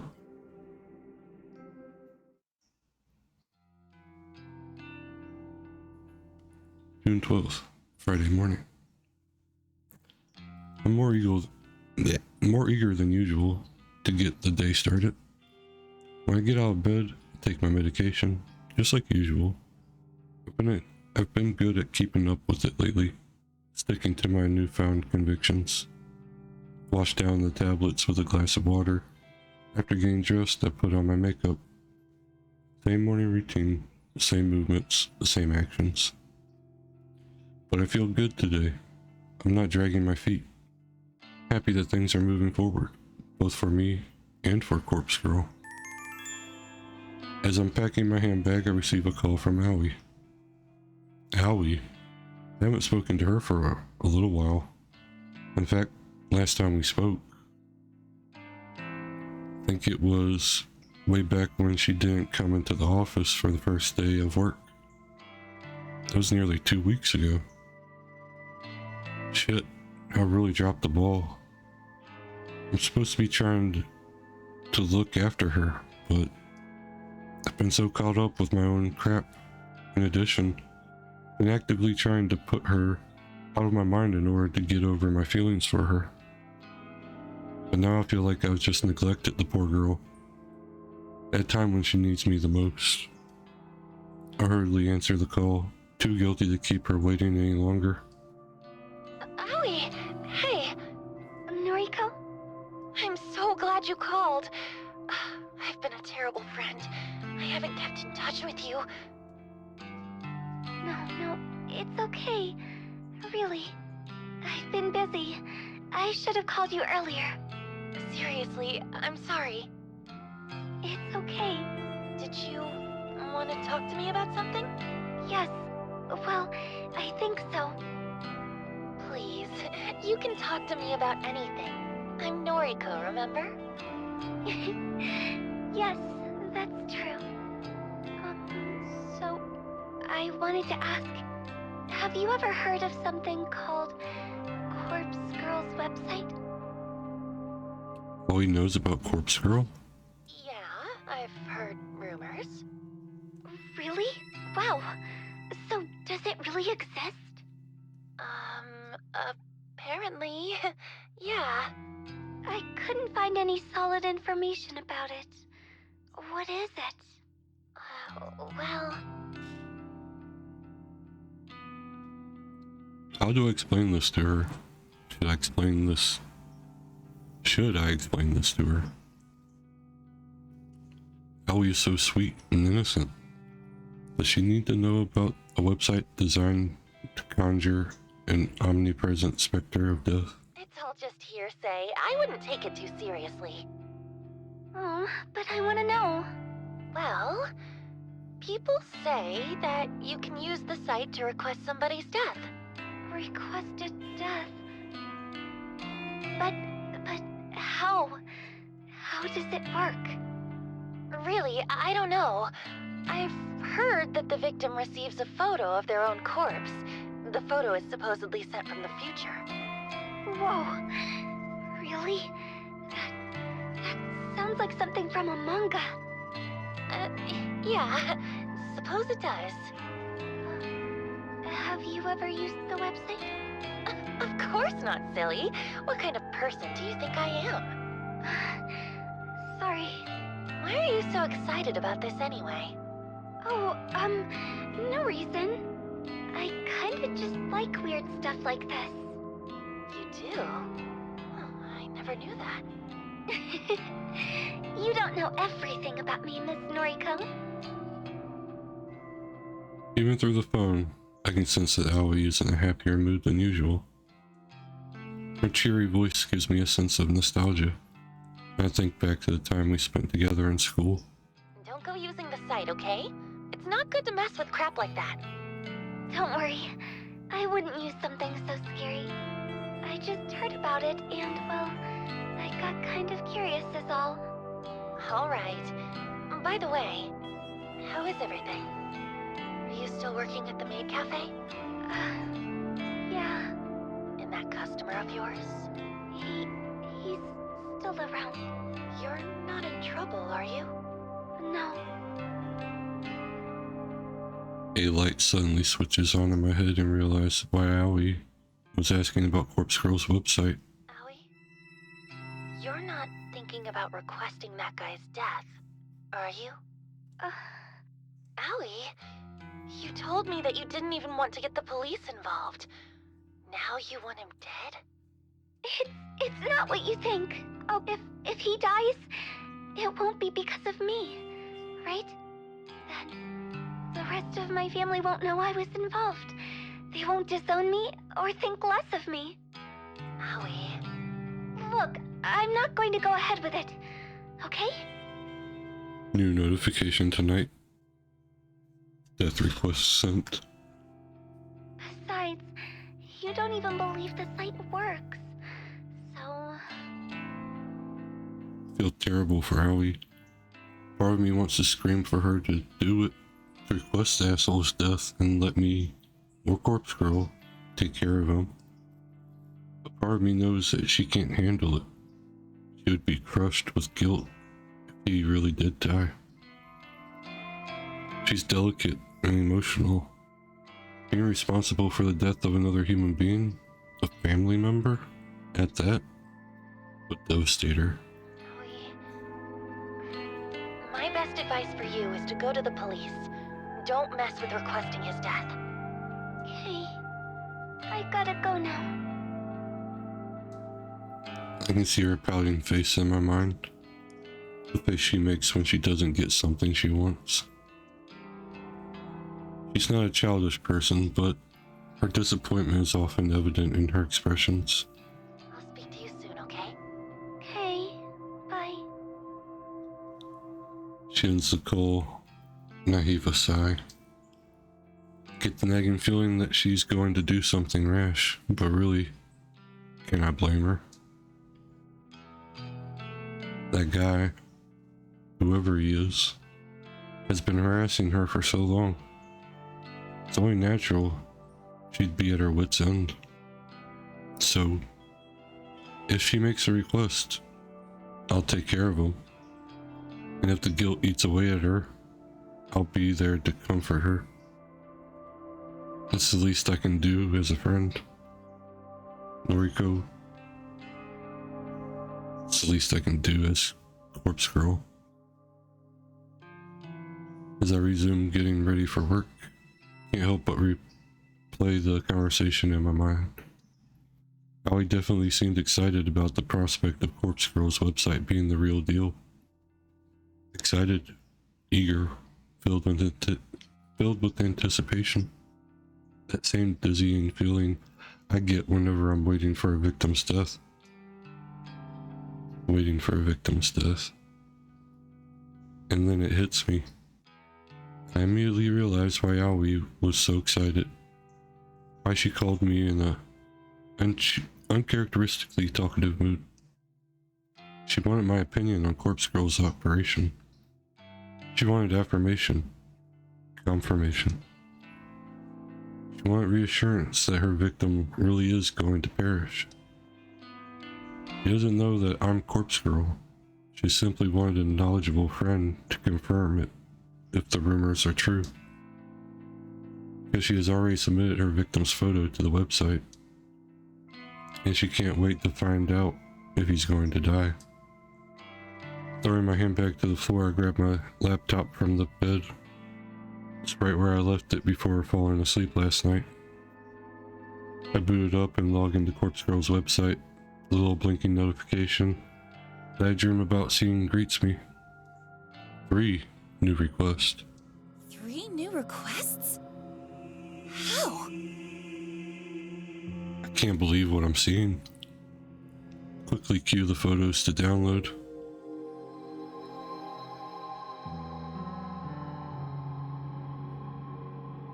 Oh. Okay, it's the girls from the beginning of the game. After a few seconds they all open, and I flick through them with a dumbfounded expression plastered across my face. They're all female. So that rules out my theory that Aoi has requested the death of the guy harassing her. I suppose she really was excited about the prospect of the website, but hadn't actually gone through with anything yet. Well, what really surprises me about the new request is that I recognize one of the young women, yet another person I'm familiar with. Out of all the people in the world, what are the chances of knowing multiple people requested through the website? The girl is Emi Katsuno. If I remember correctly, I went to senior high school with Aoi, Shinya, and myself. I never liked her much. In fact, she was somewhat of a bully toward me. Nothing more than name calling, but in my mind, that's as bad as anything else. It's not hard to imagine someone wanting her dead.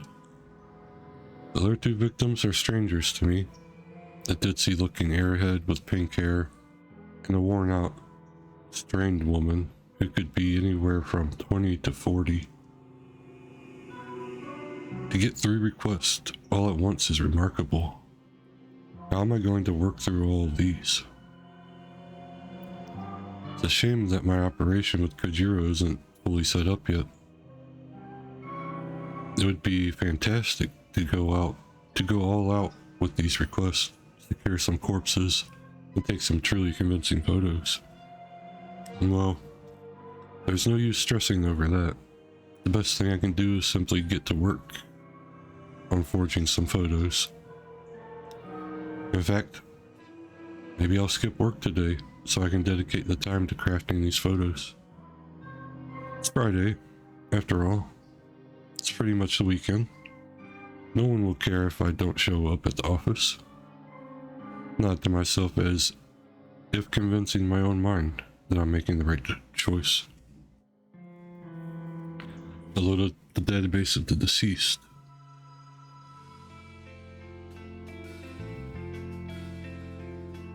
I step outside my apartment building, squinting in order to defend myself from the overwhelming rays of sunlight assaulting my eyes. As narrow as my vision is, I'm able to determine that Kojiro is nowhere to be seen. Where is he? Once again, he's making me wait. As I mumble under my breath, I hear the screeching of tires I'm watching disbelief as a van pulls up outside my apartment building.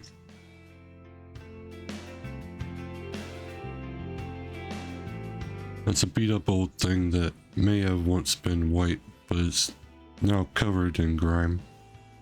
The windows are either tinted or encrusted with dirt. To my surprise, the window on the passenger side lowers, and I see some familiar faces. Next to Kojiro, in the driver's seat, is none other than Tomoe. She's waving and grinning like a lunatic. Hey, Skank! So, how's this? My face must reveal my fury because Kojiro flinches before I can even respond. Where did you even get this piece of shit? Some guy. Some guy? What guy? Some guy from the noise marketplace. Only wanted $250 for it. So, here's the other half of your money back. He holds up the paper bag I gave him earlier. It seems to still have a bit of weight to it. When Kojiro showed up at my apartment earlier this morning, he told me he'd found a great deal on a van. I had a good feeling about it, and I handed him the money to go and secure the vehicle. However, he mentioned that he needed a driver to haul it back. He asked me to call Tomoe for assistance. Thankfully, Tomoe agreed to help. Any opportunity to leave the office was good enough for her. Never expected her and Kojiro to come back driving a death trap on wheels. Unbelievable. We're not going to die in this thing, are we? Who knows? It has AC! Great. Did you ask the guy if anyone has ever been murdered in it? What do you care? He's gonna see a lot of corpses before we're done with it. He's got a point, but I still don't feel good about it. We're picking up corpses in this thing. It's important. And you owe me one, remember? That shit's gross. I don't mind driving, but come on. Ugh, whatever. As long as I don't have to touch nothing. I'm doing the heavy lifting. Don't worry. Moy leans over Kojiro and squeezes past him awkwardly to speak to me in a hushed voice. Who is this weirdo anyway? When you said you wanted me to go pick up a van, I thought you'd put me in decent company. Sorry. He's my, business partner. This is all for Corpse Girl shit, right? Well, whatever. I'm cool with it. Just hope this dude doesn't try to cut me or nothing. Pulls back and gives Kojiro some air. Anyway, get in. Huh? Why? Going to the morgue. Hang on. I haven't planned anything yet. You want to do this now? If not now, when? Any other time, after I've had a chance to get organized. You have requests, right? Yeah, 3, actually. Right. So let's go get some bodies that match. But you haven't even had time to put aside any ashes. You were gonna collect a little from each cremation and put them aside and... Already done. Seriously? Worked night shift last night. Got like 3 or 4 canisters saved up. Good lord, how many people die in this area? You said you've got 3 requests? Well, how convenient. But... Look, this operation was your idea. You want to do it or not? Ugh. I'm just not ready. Kojiro thinks he can just rock up to my place and take me to the morgue. Somewhere I've never been. I had no time to prepare myself. No time to even think about it. Visiting the factory yesterday left me feeling pretty exhausted. Having to tackle another new place today, simply too much to ask. I told you I'd guide you through the process, right? There's nothing to worry about. You don't understand. I've never been to the morgue before. Toy shoots me a quizzical look from behind Kojiro. You nervous? I think I understand. For me, it's the most relaxing place on Earth. My little sanctuary. Really? Sure. No one to talk to me, no one to bother me. Unless you count the dead, of course. I suppose that's true. And you won't be alone. You've got me and this chick. It's Tomoe. Thank you very much. Right. Solace. I take a deep breath and brace myself for the next thing I'm about to say. Okay, let's go. Kojiro's right. Everything will be okay. I need to get used to going to the morgue. It's a new place, but it's going to be an essential place. Tell myself that this is all for Corpse Girl. For me. For us. Kojiro pulls the Viren sliding door open, and I take a careful step inside.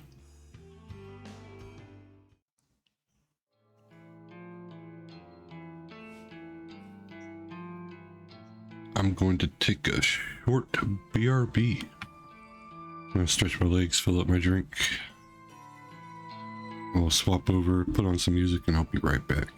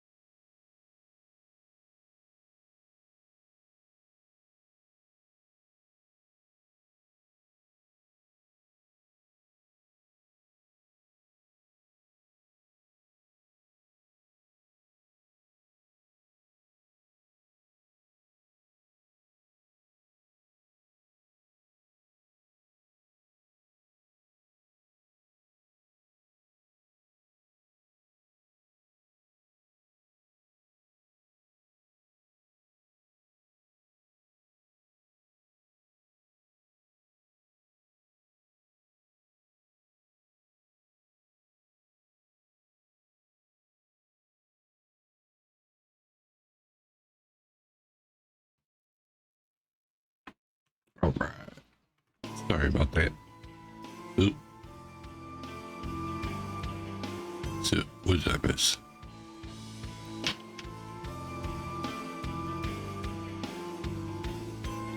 I skipped quite a bit just fucking tabbing into the game. Okay. The morgue is a lot colder than I imagined it would be. I berate myself for not bringing a sweater, but there's nothing I can do about it now. The place has an icy, otherworldly feel to it. It's depressing and clinical and devoid of hope. And then there's the stench. Not as overwhelming as I feared it may be, but it lingers and claws at my senses.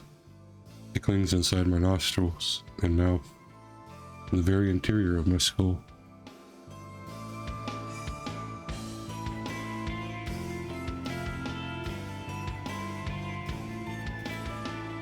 Very easy to understand why Kojiro's clothes always smell like this place. Once the odor gets a grip on you, it doesn't let go. Honey, I'm home. A poor joke and poor taste, even for Kojiro. I feel like I'm going to vomit. Even Tomoe is looking a bit paler than normal. I'm surprised she accompanied us inside after she spent the whole drive over insisting that she would stay in the van. They store bodies in here. Of course. See all these lockers? They're cold chambers. Pretty much all of them are full, a body in each. Fucking disgusting. Noriko? Yeah? I keep things in order around here. Chambers on the left wall are cadavers due for cremation. And what about the lockers on the right wall? No touchy-touchy. They're new arrivals or they're being collected for some reason or other. Autopsy, funeral, etc. Got it. So, we can only make use of the cadavers in the lockers on the left wall. That's a bingo. I listlessly wander over to the left wall. There must be a dozen of cold chambers here, all lined up in neat rows. Some doors are slightly ajar, and peeking inside reveals that they're empty, but the vast majority are sealed tight, the occupants within sleeping soundly. Hey, question. Shoot. How do I know who is in each locker? Like, if I wanted to get an old woman's corpse, do I just have to search blindly? Nah. Okay, then what do I do? Come here. Walk over to Kojiro and follow him to a large computer monitor mounted on the far wall.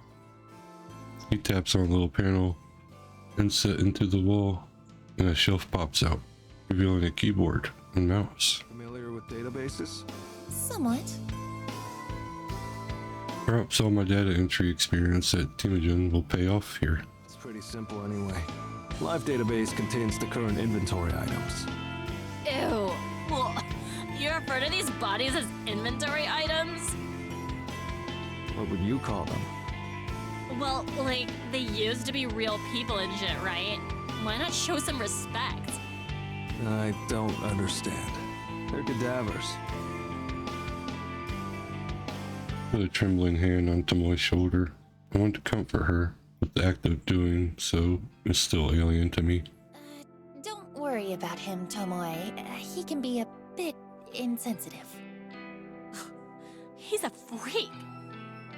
Wow. Ouch. Tomoe scoffs and makes a gesture with her middle finger. I'm a little surprised that she's so bothered by this. Kind of funny that she holds respect for the dead, but not so much for the living. Okay, so I can search this database for bodies that match my needs. Yep. Just use the filters at the top. Not many categories, but it has the basics. Age range, gender, name. Not that that'll be useful to you. Actually, that's about it. It's enough. It'll save some time at the very least. Okay, so you want to hoist 3 bodies today, right? You said you have 3 requests? Yeah, but this place is kind of overwhelming. I'm hesitant to bite off more than we can chew. What's the game plan then? How about we just take one body today? We'll take it back to the factory, work on it, and see how we go. Works for me. Here, use the database. Kojiro steps away from the monitor and indicates that I should use it. I rest my sweaty hands on the keyboard and feel the cold metal buttons sting my skin. A metal keyboard. It's very fitting for this cold, lifeless place. I have 3 requests currently in the works. Managed to get photos edited for all 3 of them, thanks to taking the day off from the office. There's Emi Katsuno, the bully I went to school with. Then there's the pink airhead girl, and the woman that looked tired and worn out. I should try and find a cadaver that matches the appearance of one of those victims. Use a database filter to search for females, then narrow down the age range to young adult. There are lots of hits, just how many people are in tune to your anyway. I skimmed through the list of results. Since their names are meaningless to me, they might as well be all identical. But the column of data containing cold chamber identification codes is interesting. I point one of the results out to Kojiro. Hey, how do I know what these numbers mean? This one here is 64AB. This one is number 31AA. Ah, okay. Letters correspond to location. First letter refers to left wall or right wall. Second letter refers to top row or bottom row. Give me an example. Okay, this one? Number 64AB. The A means it's on the left wall and the B means it's on the bottom row. Left wall. That's the side I can choose from, right? The body's due for cremation? Yep, So I could grab number 64AB if I wanted. up to you. But this one here, let's see, number 98BA.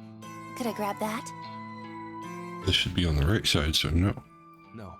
The first letter is B, so that's on the right wall. No go. Not scheduled for cremation. I think I get it. Thanks.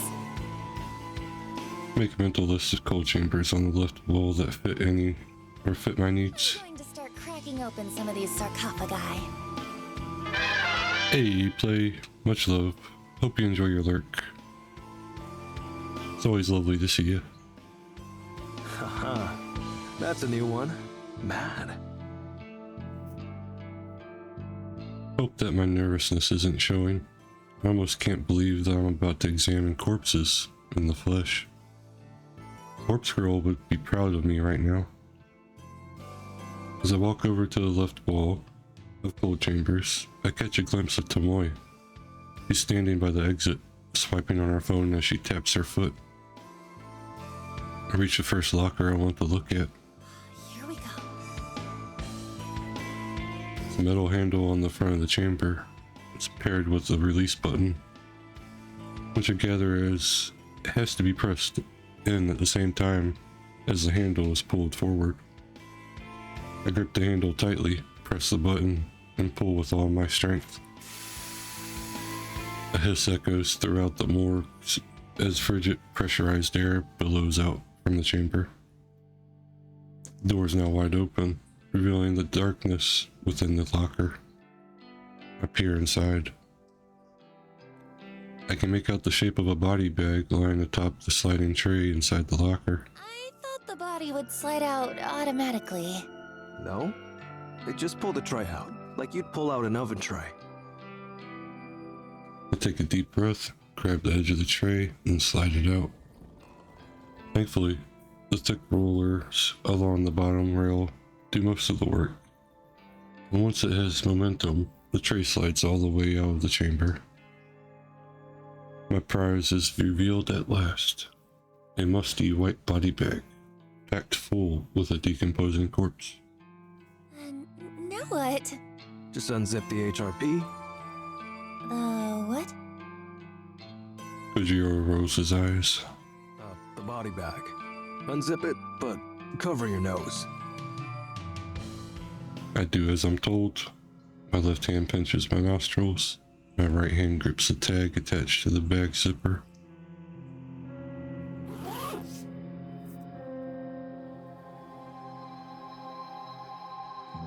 tug down and drag it along the length of the bag.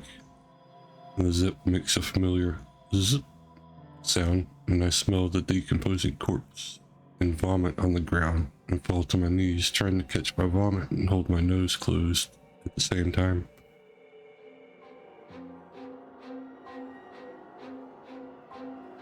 Tears well in my eyes, and I can't help but cry as the stench strikes me across the face again and again, and the river of bile and sick pouring down my clothes feels like a searing hot cattle prod against my skin.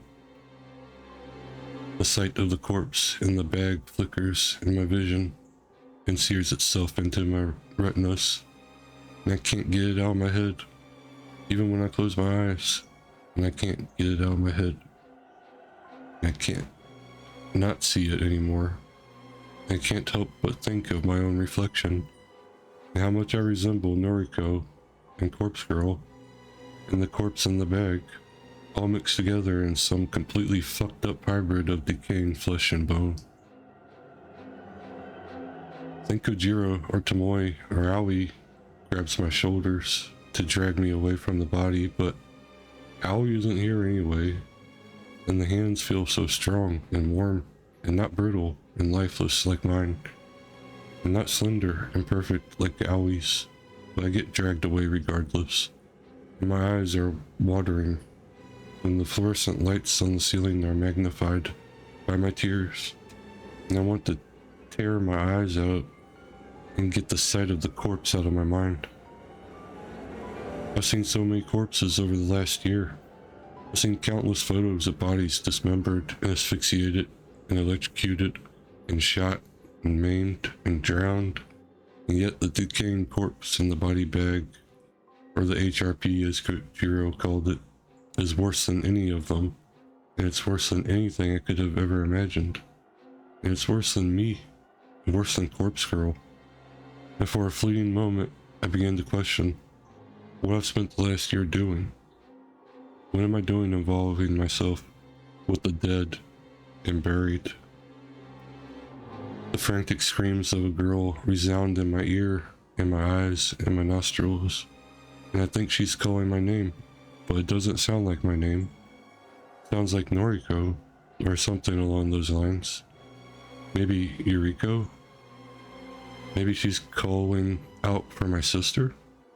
But my sister isn't here, and Noriko isn't here, and I'm the only one here, lying on my side on the cold tile floor, covered in warm vomit and hot tears, and I feel the body laying next to me and smiling and offering me a cup of coffee from that lovely French cafe I went to one time.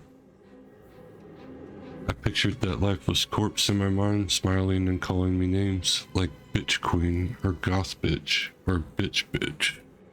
Basically just any senseless name you can pair with the word bitch. That word I hate so much that Yuriko used to always call me. That mother used to always call me. That word that carries so much hate and contempt and yet rolls off the tongue so easily. The lifeless corpse keeps calling me names, keeps taunting me, keeps growing out her long blonde hair, and she taunts me with her fake smile, fake eyelashes. She corners me in the classroom and pulls my hair, rips out a fistful of it, and laughs and calls me bitchy bitch bitch bitch, and screams and cackles, and I realize that she's always bullied me like this, and I hate her for it because I never did anything to her. Never did anything to Emi Katsuno, but she always bullied me. But she never bullied Aoi, because no one was allowed to bully Aoi, because the teachers all said so. They all said she's been through too much already, but it's okay to bully Noriko, or me, or Noriko. That's fine, they all said. So Emi liked to bully me, and call me the bitchin' bitch. And she liked to pull my hair out, but that's fine because hair grows back eventually, and it meant that she didn't bully Aoi. So in a way, I was protecting Aoi. And that's all I ever really that's all that ever really mattered. And the corpse in my mind isn't Emmy, but it might as well be. It might as well be her, and maybe I can make it her. Maybe the corpse can become Emmy Katsuno. And if I send her the photograph of the corpse, then she might kill herself. She might kill herself. Fuck.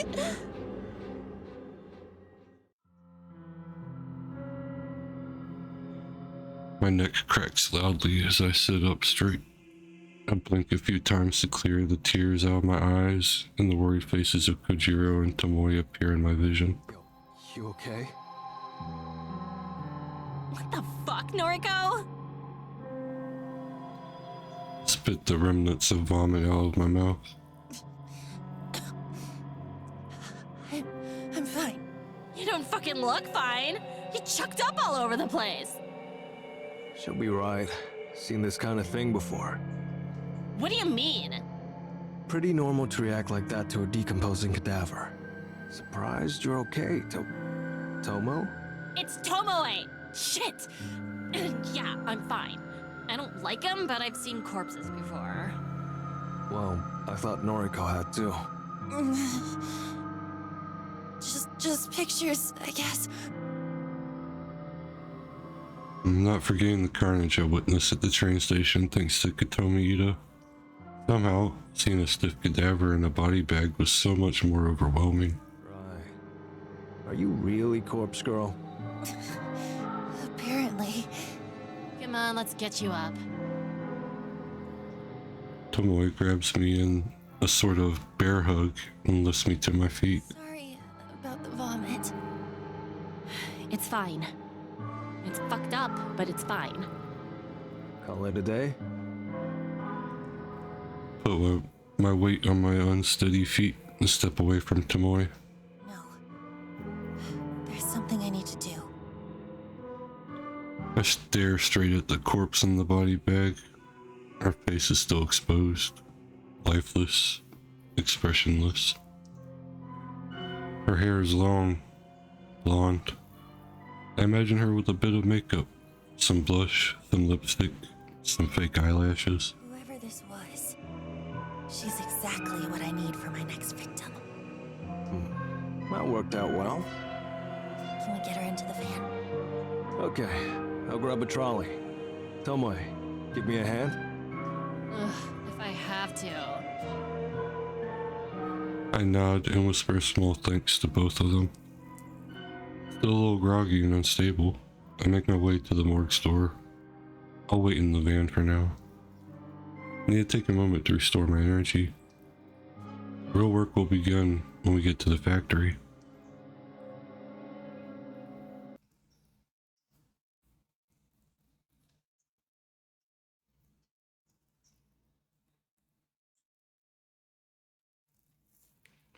We arrived at the factory after a brief pit stop at my apartment to collect my makeup kit.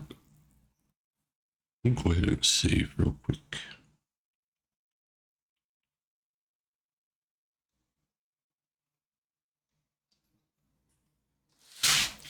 Kojiro managed to fix the lock on the front entrance, meaning we didn't have to try and shimmy a cadaver through the side window.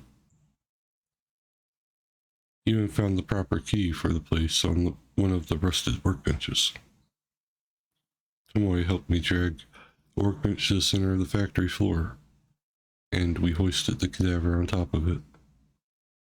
Kojiro unwrapped it from the HRP, which he explained simply means human remains pouch. Staring down at the body before me, I now begin to wonder why I freaked out so much at the morgue. It's just a body, a lifeless thing that was once somebody, but now has no meaning in its existence. It's kind of gross, but it's not really that bad. Ugh. I'm glad you've come around, but I still don't want nothing to do with it. Right, so we're here. We got your body. What now? I fetched my makeup kit from the floor beside the workbench and placed it next to the corpse. We are going to make this body look as close as possible to this girl. I flashed my photo of Kojiro and Tomoe, at Kojiro and Tomoe, showing off the photo of Emi Katsuno that was submitted to Corpse Girl's website. Right. But why? Because then we can photograph it and convince the victim, Emmy, that it's her own dead body. Why? I furrow my brow. Kojiro coughs in an attempt to hide his laughter. That's how Corpse Girl does things. I don't know. Sounds like a shit plan. We went to all that effort to steal a dead body and you just want to take photos of it? Look, so far I've done everything with photo manipulation. And sometimes it's successful, like with Akane Tsurumaki. That bitch? It convinced her to kill herself. But I'll admit that it hasn't worked so well on Corpse Girl's other victims. So you think repeating the same thing that don't work over and over again will eventually work? Definition of insanity. She's got a point, Noriko. Corpse Girl doesn't have the best track record. Maybe something has to change. But what? This is the way I've always done things, and... I hang my head in defeat. I don't know what to do. Spent all morning crafting fake photos of the 3 victims. But for what purpose? They're not going to convince anyone to kill themselves. And now I'm standing here in the factory, looking at a corpse that I want to decorate as Emi Katsuno, just so I can take photographs of it. There's no point in doing so. I already crafted the photo of Emi's death, so why am I here? What the hell am I doing? You two are right. I can't keep going on like this. I've already crafted a photo of this victim's death. So I really don't know why I let it get so far. I guess I didn't truly think we'd pull this off. I kind of just went along with Kojiro's suggestion to go to the morgue. Hey, don't pin it on me. This is your scheme. The weirdo is right. This is on you, Noriko. They're right. They're both spot on. I don't know what I'm doing. Just wasting my time. Their time. I'm wasting Corpse Girl's time. Here, give me your phone. Without waiting for approval, Tomoe snatches my phone out of my hands. She swipes past the photo of Emi, then swipes back to it. You said you already made the corpse photo. Where is it? I don't keep it on my phone. That would be stupid. The only copy is still on my laptop at home. But you've got a photo of this bitch on your phone. Well, yeah. I just pulled it from her noise profile earlier. It's exactly the same image that was uploaded to Corpse Girl's website, though. Right. Hold it. How did you know the Vic's name? Corpse Girl doesn't ask for a name. Oh, this girl... I actually went to school with her. It's a coincidence, I assure you. Uh-huh. Look, that doesn't matter, does it? Well, tell me what the corpse photo looks like. Well, it wasn't my most creative work. I had 3 requests to fulfill in a short amount of time, so I kinda made them all similar. I made it look like this girl, Emmy, fell from a tall building and splattered on the pavement. Fucking lame. Yeah. Why did you want to know, anyway? Well, I've got an idea for you. I know, I'm just the driver and all, but you've dragged me in this far, so at least let me make a suggestion, Kay? Okay, go ahead. We've got this here body. You've got a corpse photo of the bitch all locked and loaded. Let's kick it up a notch. Take your time to apply makeup. Make the body really look like the victim. Send her the corpse photo first, and then we'll deliver this body to the bitch. Deliver the body? We rock a battered joint, leave the dead body on her doorstep, and then we fucking get out of there. Can you imagine how fucking scary it would be to come face to face with your own corpse? Think about it from her perspective. She gets a photo of her own dead body, right? Then, like, hours later, just as she's trying to get it out of her mind, her own corpse shows up at her house. She'll fucking snap, I guarantee it. Hell, I probably would too, and I know what's going on. Can't believe it. Tomoya's completely lost the plot. Her plan is incredibly devious. It's almost evil. And I'm in love with the idea. I'm in love with the idea of delivering a person's own corpse to them before they kill themselves. Tomoe! Despite my own nature, I find myself throwing myself at Tomoe and wrapping my arms around her, Yo, what the? burying my head between her neck and shoulder, the warmth of her body radiating through my own cold and clammy form. I start to sob uncontrollably. Maybe I still have tears left over from my incident at the morgue. Or maybe I'm just truly happy at this moment. Tomoe! Thank you. Yeah, I mean, sure. Your idea is brilliant. It's perfect. Oh, I can't think of a better way to bring Corpse Girl's plans to fruition. I mean, I just said the first thing that came to mind, so. But hey, I'm real glad you like the idea. I'm happy to help. I wipe my eyes, but I don't let go of Tomoe. Hell. I wonder if you'd make a better Corpse Girl than me. Nah, don't be stupid. I just had one good idea is all. No, come on. It ain't like you to get all sappy. Pick yourself up, yeah? Right. In a moment. I nuzzle my cheek further into Tomoe's neck and feel her skin prickle underneath my breath. She tenses up a little bit, but doesn't push me away. You're so warm. Jeez. Come on now, we've got work to do. Okay. I reluctantly step away from Tomoe and wipe my eyes. Tomoe is a little red in the face. She ruffles the collar of her shirt and fans her face. Never had a girl cling to me like that before. Better not tell Shinya in case he gets real jealous. Kojiro is silent. He seems to be simply observing the moment. Take a second to compose myself. Tomoe is right. We do have work to do. I look to the corpse atop the table, patiently waiting for us to conclude our discussion. I almost wish I was as patient as the dead. We starting? Yes. Let's do this. Mad. Few things to keep in mind. Putting makeup on a cadaver isn't as simple as you think. This one's already decomposing. Not all the makeup will take. Put a little extra on. Don't be stingy. It doesn't help that the body is ice cold. Now, if we had a space heater, we could warm it up. That would help the makeup stick. But it'll speed up decomposition. We can't have it decomposing any faster. It's already out of cold storage, so I imagine we don't have long as it is. Right. We're going to want to deliver it to your Vic soon, like less than 24 hours soon. That's fine. Yo, what about time in the delivery? Corpse Girl's photos have a, what's it called, a timestamp?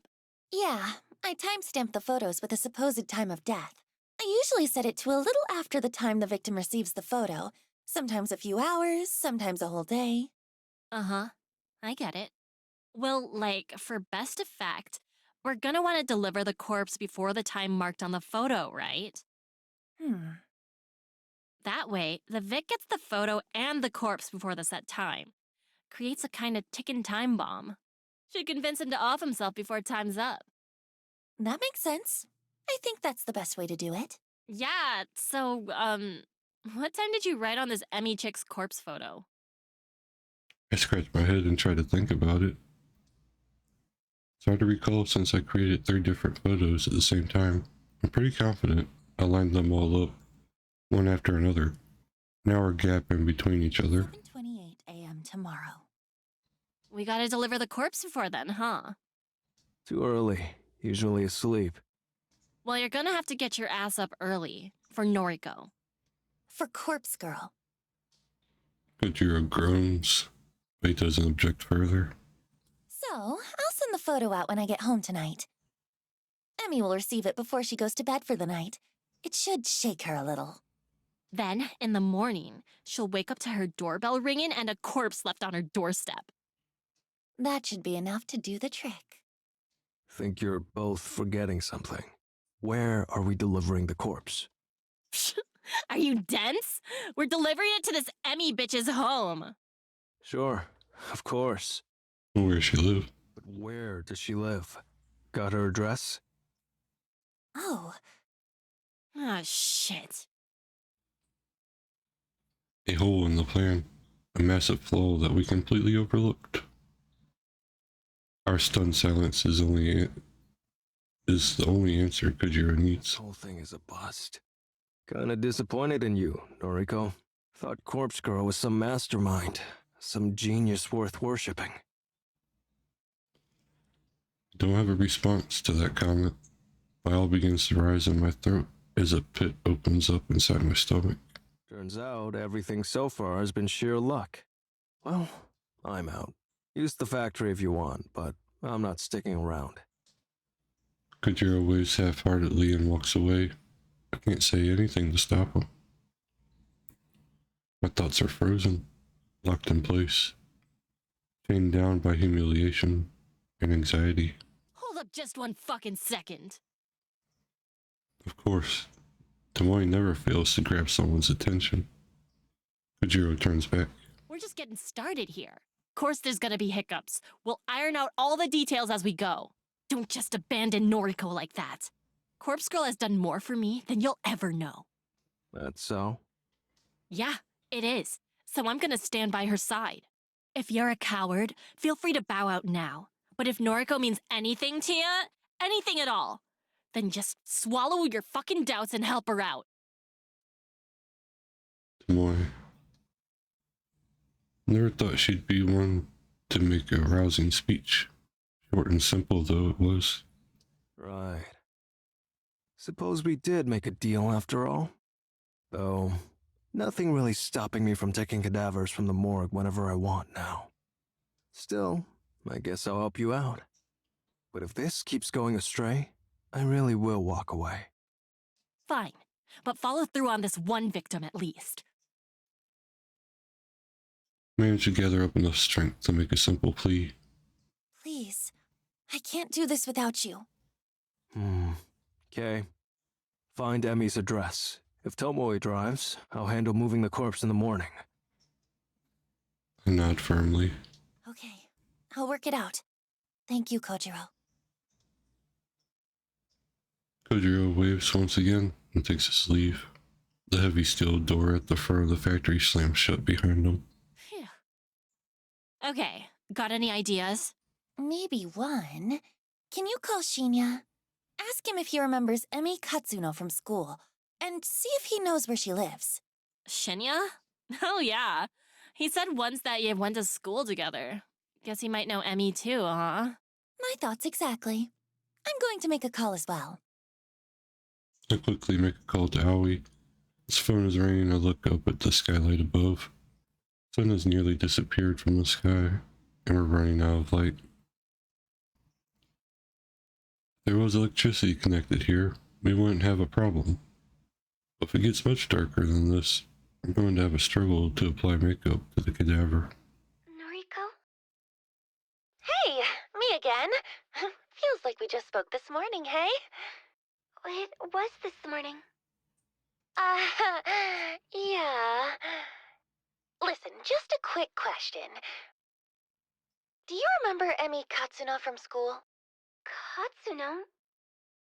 Okay, that's really freaky, Noriko. Huh? What is?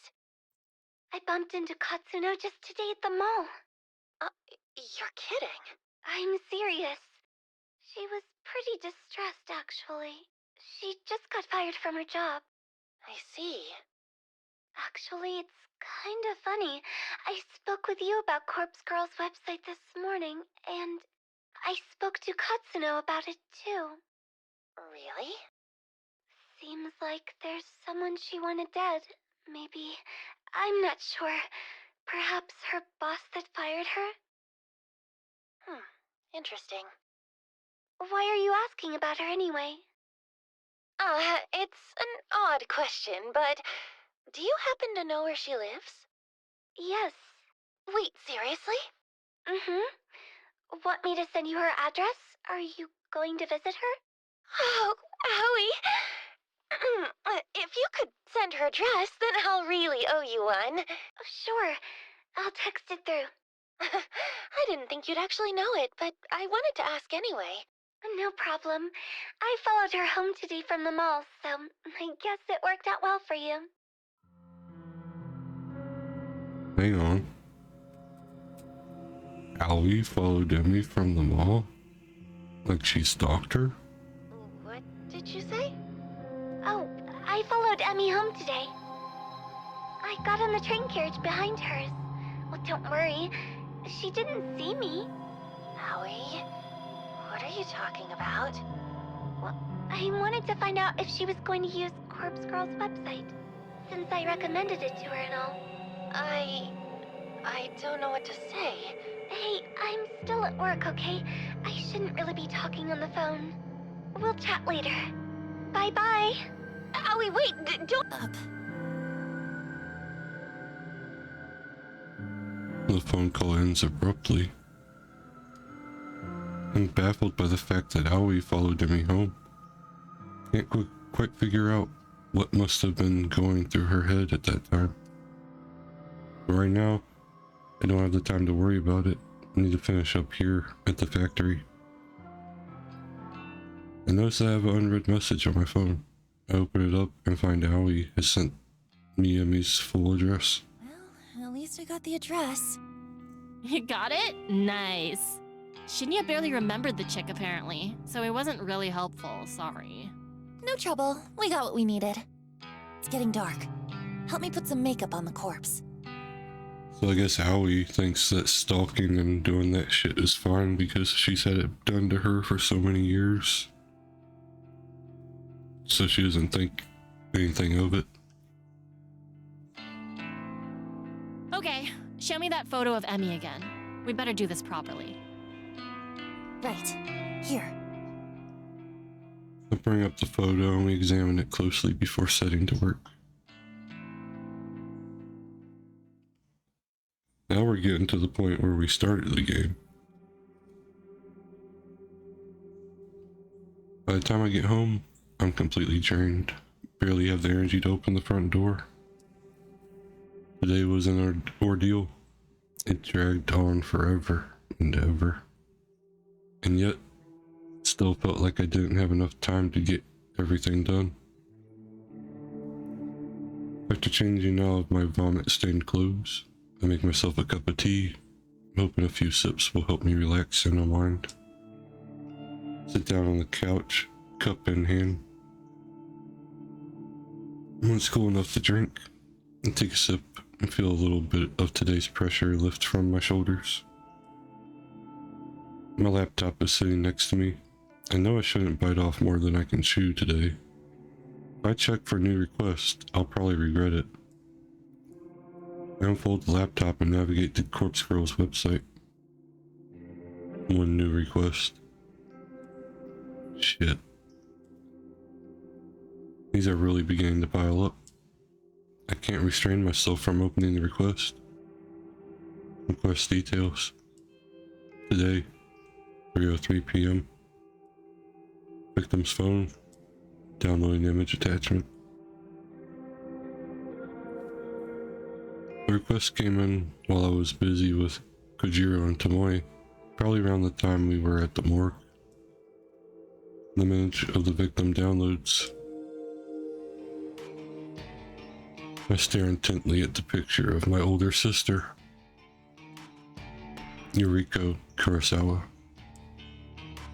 28 years old, senior high school dropout. Currently on parole after a short second stint in prison. Yuriko. What are the odds of you appearing here on my screen in my life at this moment? Haven't spoken to you for so long. I haven't seen you. I haven't even received contact from you. Only to ignore it. Why are you here now? Why does somebody want you dead? Suppose it's not that hard to think why someone would request your death. Sure, you have a lot of enemies thanks to the crew you run with. But for someone to actually use Corpse Girl's website to request your death, it's coincidental. Too coincidental. Just like everything that's been happening lately. Noriko, I hate you so much. You abandoned me when I needed you. You abandoned Mother, even though she abandoned us first. I hate you. Corpse Girl never refuses a request. It's one of her convictions. I'll never refuse a request. I close the laptop lid and rub my eyes. I'm tired. I'm so fucking tired.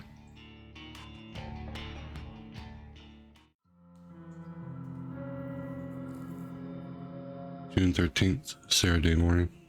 She's dead. Splattered in the flower bed. Probably matches the photo you sent. Wish I'd seen that. Thanks, Kojiro. And thank Tomoe for me. No prob. Where are you, anyway? Parking lot across the road. Perfect view of her apartment. People are coming outside. Must have heard the splat. Mad. We'd better gun it. See ya. Okay, bye. I hang up the phone and smile, and a smile fights its way across my tired face. Emi Katsuna is dead. She killed herself thanks to the trauma of discovering her own corpse at her doorstep. Even though I forgot to send the corpse photo last night. Nearly fucked up our entire plan due to how exhausted I was. By some stroke of luck, I managed to wake up early this morning, thankfully. My first thought upon waking was to send the photo. Emi would have received the picture only an hour before the time marked on it. It was so close. It was a close call, a very close call. But I can't help but wonder if it worked in our favor. Kojiro and Tomoe rushed over to her apartment to deliver the corpse, forcing Emi into a confrontation with the photo in an imminent time of death, and then delivery of her own corpse, all in the space of an hour, worked to our advantage. Worked so well that I'm starting to consider making this our regular mode of operation. I glance at the burner phone atop the coffee table since Emi is already dead. There's no point in me waiting 24 hours to discard it. I'll get rid of it right away. After that, I'll have to figure out what to do about the other remaining request. Still have 2 photos of victims that I crafted the same day I made Emi's photo. With all the urgency of plotting Emi's demise, I didn't have a chance to send them. I'll have to edit them a little bit because the timestamp on them are now out of date. But that's okay, it's a quick fix. Then there's the request for Yuriko Kurosawa. I'll need to deal with that too. Eventually.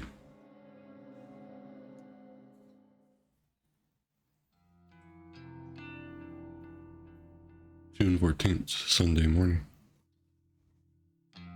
A quiet morning at the library is just what I need to escape from the chaotic whirlwind that I've been trapped in for the last few days or weeks. The place is silent as usual. There aren't many people around. I managed to find a seat in my favorite reading nook, and I leave my belongings in a chair to save my spot while I browse for a book to read. Can't bring myself to continue reading Strange Flower right now. Reading a book about corpses while trying to take a moment away from my own life. It's not going to work for me. Scan the bookshelves and look for something light to read. Am I in the mood for a comedy? Probably not. Fantasy adventure?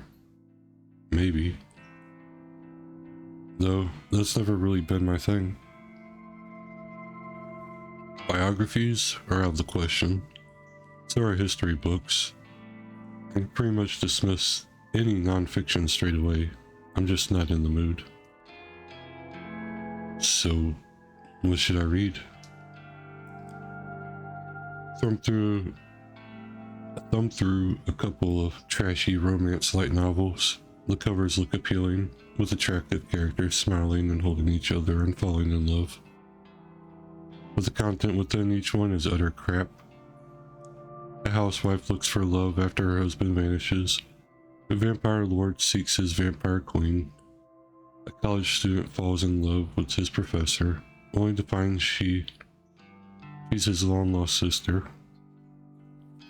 It's all drivel. I could write better stories than these, but maybe everyone thinks that.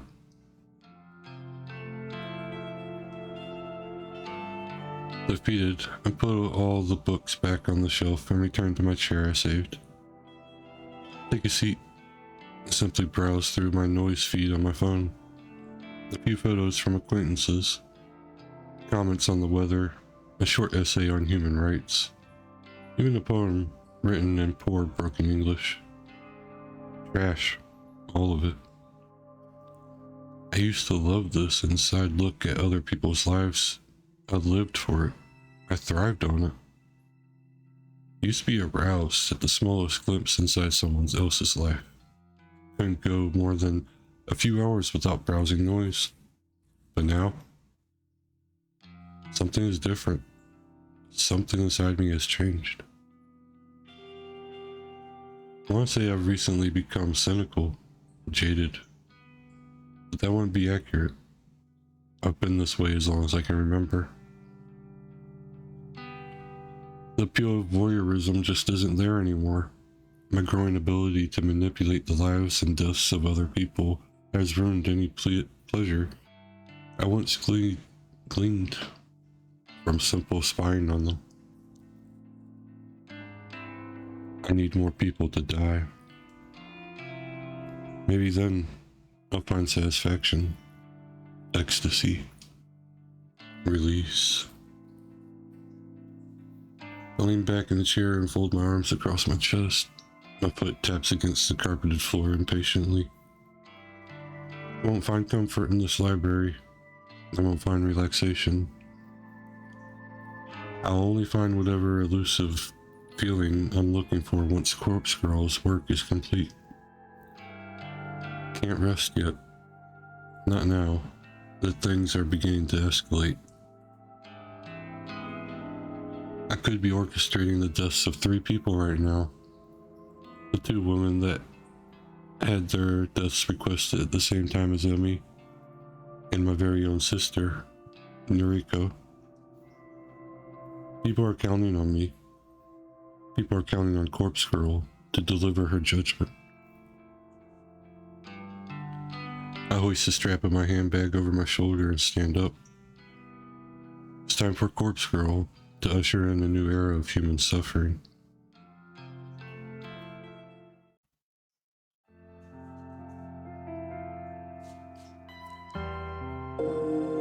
A bizarre string of similar deaths in Tokyo over the weekend have left police and detectives completely baffled. Stories seem too much psycho serial killer for me. Now I've seen Hannibal, where they off-screen hint off main character eating human. Hannibal and Red Dragon and all that shit, that's nothing, man. None of this stuff affects me. I'm pretty desensitized to any type of gore or horror, really. I mean, I can state that it's fucked up and see that it's fucked up, but it doesn't fuck with me, really.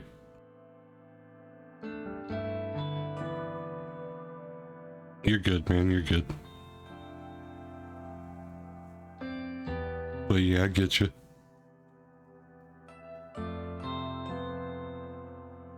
We have Chief Detective Fujikawa at the Tokyo Metropolitan Police Department in the studio today to discuss the events.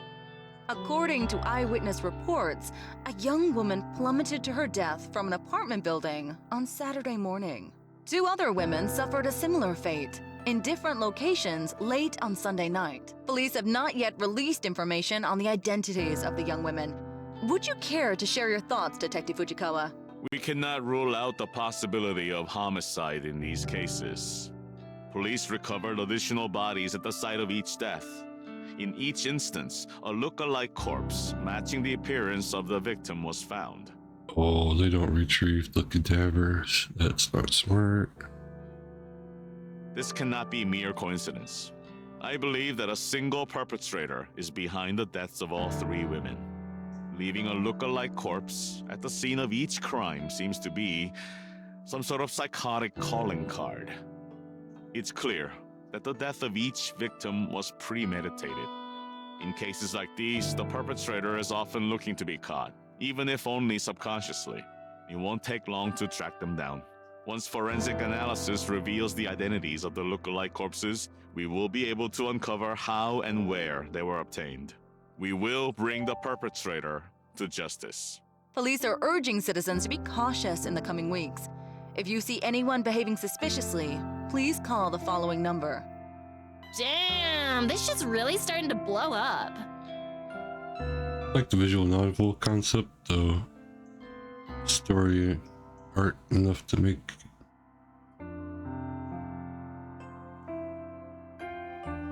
Yeah, this just having enough of a good story and good art, you can make good games. There's plenty of good visual novels out there. I just haven't really played them. I saw this and it looked really interesting to me. I was like, I'm gonna check it out.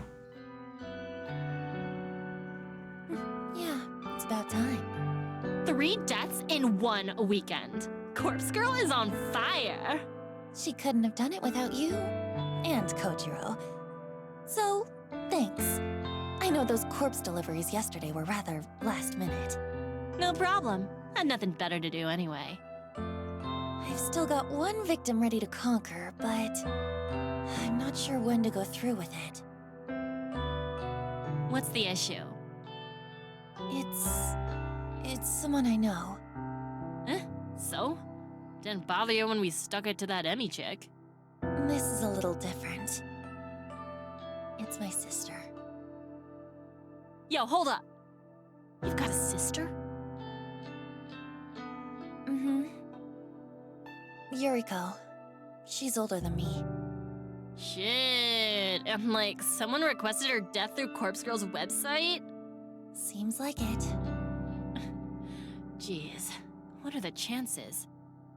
I'm wondering the same thing. Well, think it over a bit longer. You might want to lay low for a while anyway. Sounds like Shinya's dad is all over this case. Sorry? Shinya's dad? That detective guy, Fujikawa.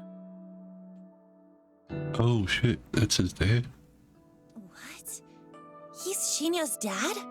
Yep, friggin' scary guy. Had an awkward dinner with him and Shinya a while back. Wow. You know, I met him once before. We broke down at the mall. You did? He certainly was intimidating. But don't worry, we only met by chance. Had nothing to do with Corpse Girl. Alright, as long as he doesn't know your identity, you should be fine. Still, what's your next move? I'll think over what to do about my sister for a little longer. But as soon as more requests come through the website, I'm going to fulfill them. I don't have the luxury of time. I can't just lay low like you said. Sheesh, when did you grow a pair? I'm serious. I'm tired of lagging behind.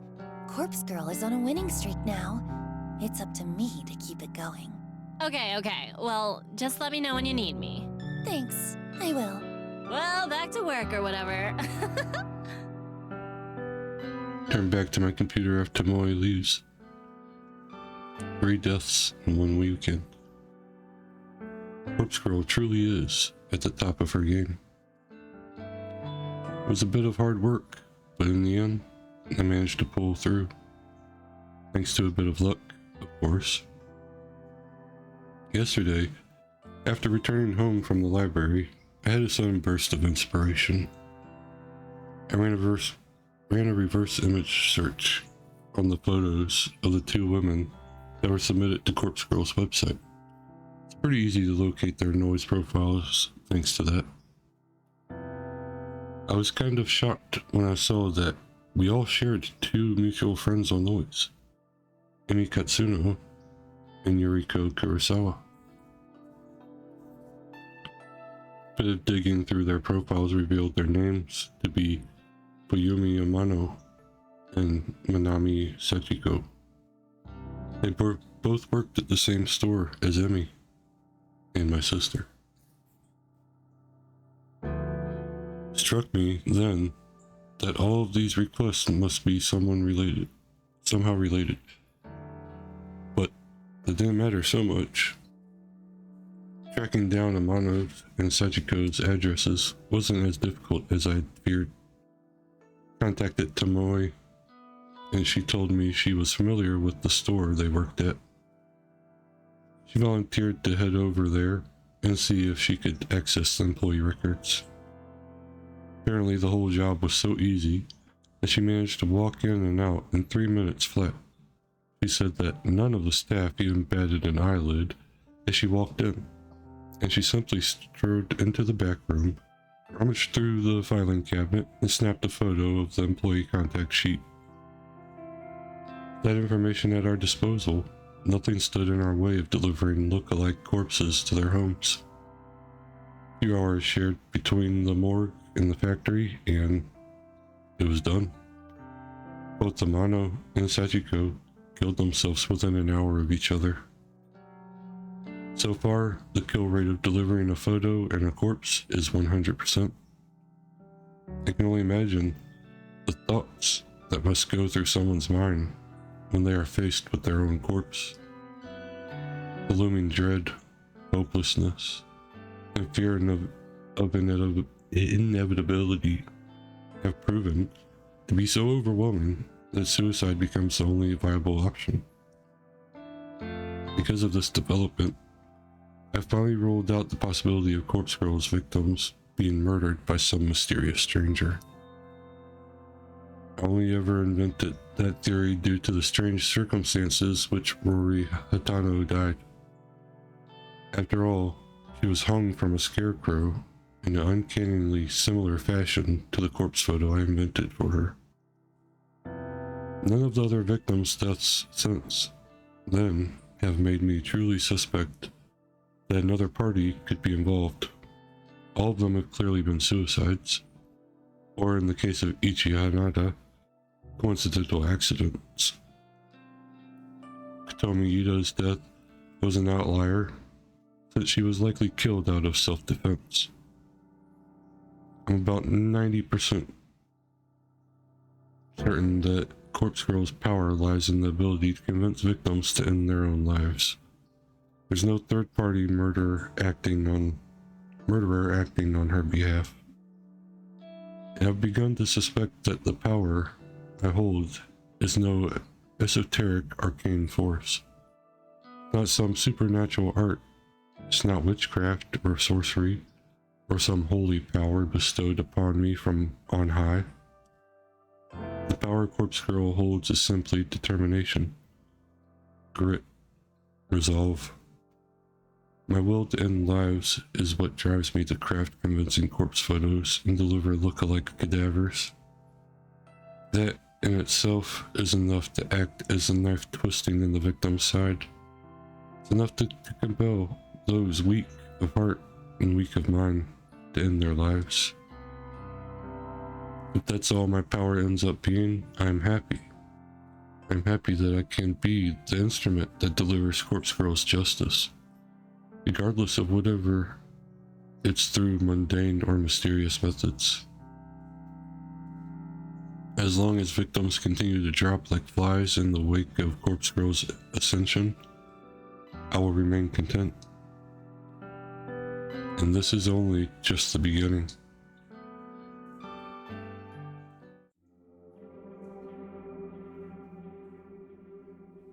There are no new requests when I log into Corpse Girl's website this evening, I'm strangely okay with that. There's something I want to do before more requests come through anyway. Going to make some updates to the website. A few improvements that will considerably ease the workload placed on Pawn, Corpse Girl, Kojiro, and Tomoe. In the website admin setting, add a couple of extra data fields to the front page.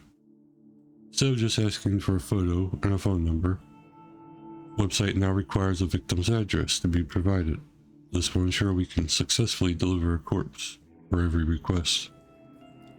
In addition, the site now asks for the victim's name. I've always been hesitant about requesting this specific detail. Never wanted to know the names of the people Corpse Girl will kill. Creates familiarities. And I always used to worry that it would prevent me from going through with a request. But more than all of that, I feared that I would delve too deep into someone's life. I feared that I would become too attached, too entranced by standing on the outside and looking in. Knowing someone's name would have allowed me to easily find victims online and go down the rabbit hole of spying on their private lives. My voyeuristic fetishes would have defeated me. I know myself.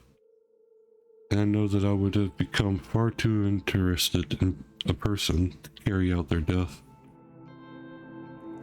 It's the same reason why I never reverse image searched a victim's photo before yesterday.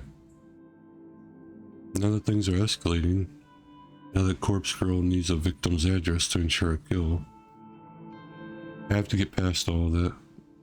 I have to be strong for Corpse Girl. I'm somewhat relieved that the timing is suitable. After all, I haven't been aroused as usual when stalking people online. I don't know if my libido is just low, or if I truly have become uninterested in such things. Either way, I believe I'm able to cope with the burden of extra knowledge, learning victims' names, addresses, all of that. It's going to work in Corpse Girl's favor. I'm surely strong enough now to not give in to temptation and succumb to the scopophilia that has plagued my existence for years. Scopophilia? Not sure. After adding the victim's name and address fields to the website, I decide to add one final touch. There's a particular line of text that describes how the site works. I've always liked it. It says, your victim will receive a photo of their own corpse shortly before they die. It's concise and perfectly sums up the intentions of the website. However, it needs to be updated correctly to correctly apply the Corpse Girl's new modus operandi. I changed the line ever so slightly, just enough to make a difference. Now reads, your victim will receive their own corpse shortly before they die. Some people might think it doesn't make sense. They'll think that maybe it's a typo or written by someone not familiar with the language, but it is completely intentional. Now that I've made all the changes to the website, I clicked Save button in the admin panel. The changes are reflected immediately on the front page of the site. Corpse Girl's new and improved request form is online. With that done, I need to simply sit back and wait for some new requests to pour in. And it shouldn't take long once I put my next plan into motion, because I've finally figured out how my sister can be of use to me after all these years. She's going to help me become famous. Yuriko Kurosawa's death will ensure that everybody in Japan knows the name Corpse Girl.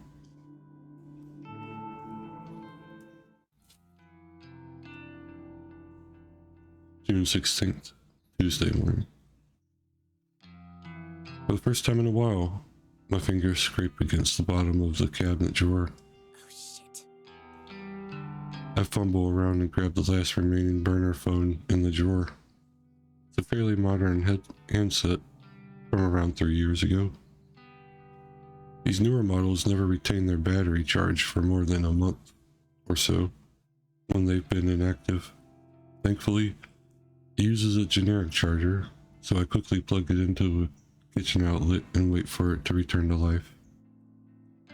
Glance back down at the open drawer. It's completely empty now. I'm going to need to restock my supply of burners if I hope to continue with Corpse Girl's work. I nervously bite my fingernails at the thought. Getting these phones isn't easy. It's free, yes, but not easy. And if I get busted trying to lift a stack of them, that might very well be the end of me. I'll have to obtain as many new phones as possible at some point today. Once Corpse Girl kills my sister, my website is going to explode with new requests. I need to be as prepared as possible. I decide to finish getting ready for work while the burner charges. As much as I'd like to simply skip out and deal with my sister, I do need to pop into the office. Missing too many days is going to lead to getting fired, and that might compromise my mission.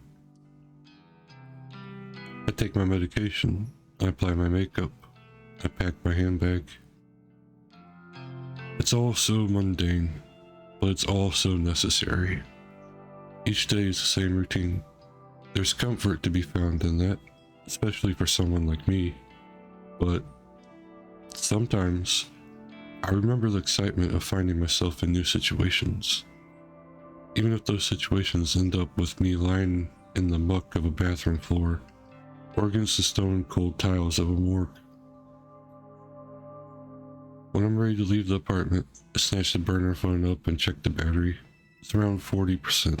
That should be plenty. I stash it in my handbag so it's ready for action when the time comes. I'm out the door at the same time as every other day.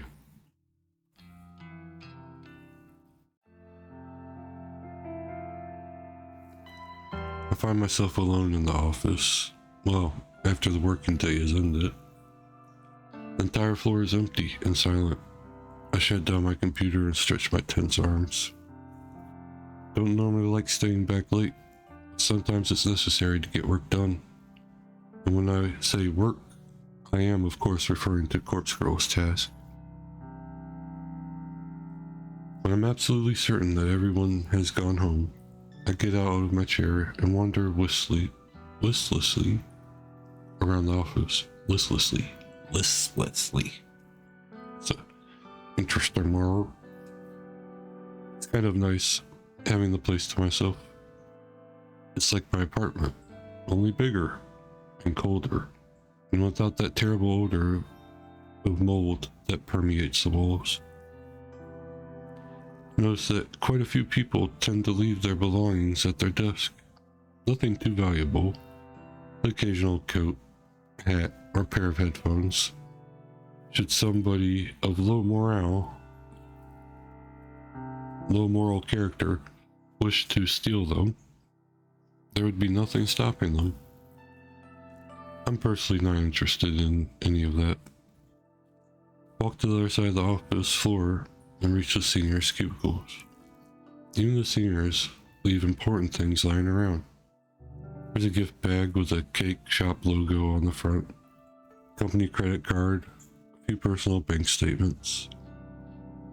But the contents of their desk drawers are where the real gold is found. As I rifle through one drawer in particular, I find exactly what I'm looking for. It's an old Noise brand phone, a few models earlier than my own. It slips into my handbag right alongside the burner phone I brought from home. I close the desk drawer gently and traipse into the next cubicle. The top drawer here contains a flip phone, a familiar classic. It'll serve me well. Into the handbag it goes. One of the main problems I have with this company, with any company in fact, is the wasteful attitude of management. Executives, seniors, and even some junior staff are provided with company phones. Basically, if you're expected to make calls on the job, the company will issue you a phone, but you don't have to use your own. However, with the rapid evolution of modern technologies, phones often find themselves replaced or upgraded well before they cease functioning, and management doesn't care about recycling or repurposing unused obsolete phones. The devices simply drift to the bottom of drawers or storage cabinets, destined to become forgotten within moments. Am I really doing the wrong thing by taking these phones off the company's hands? Not like I'm stealing personal property from employees. I'm only taking what the company is likely to write off as a business expense. And this is a multi-billion yen company. Are they really going to miss the odd, outdated device?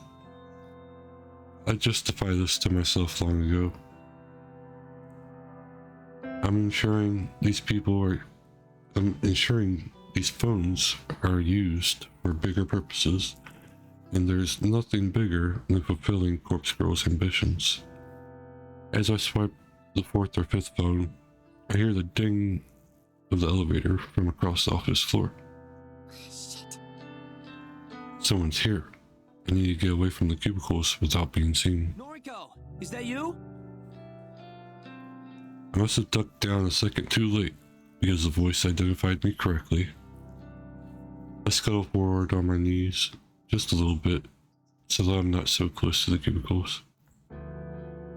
When I get to my feet, I'm halfway between the senior employees area and the juniors open plan desk. Shinya? Shinya walks over from the elevator to greet me. Hi. You're here awfully late. What were you doing over there? That is, if you don't mind me asking. Oh. I lent my USB drive to one of the seniors earlier and they didn't return it, so. Oh. Did you find it? Nope. Oh well. I'll ask about it tomorrow. I could help you look if you like. Seriously, it's okay. I'm about to head home anyway. What are you doing here? I left my wallet at my desk. Can you believe it? Luckily, I remembered before I took Tomoe out for dinner.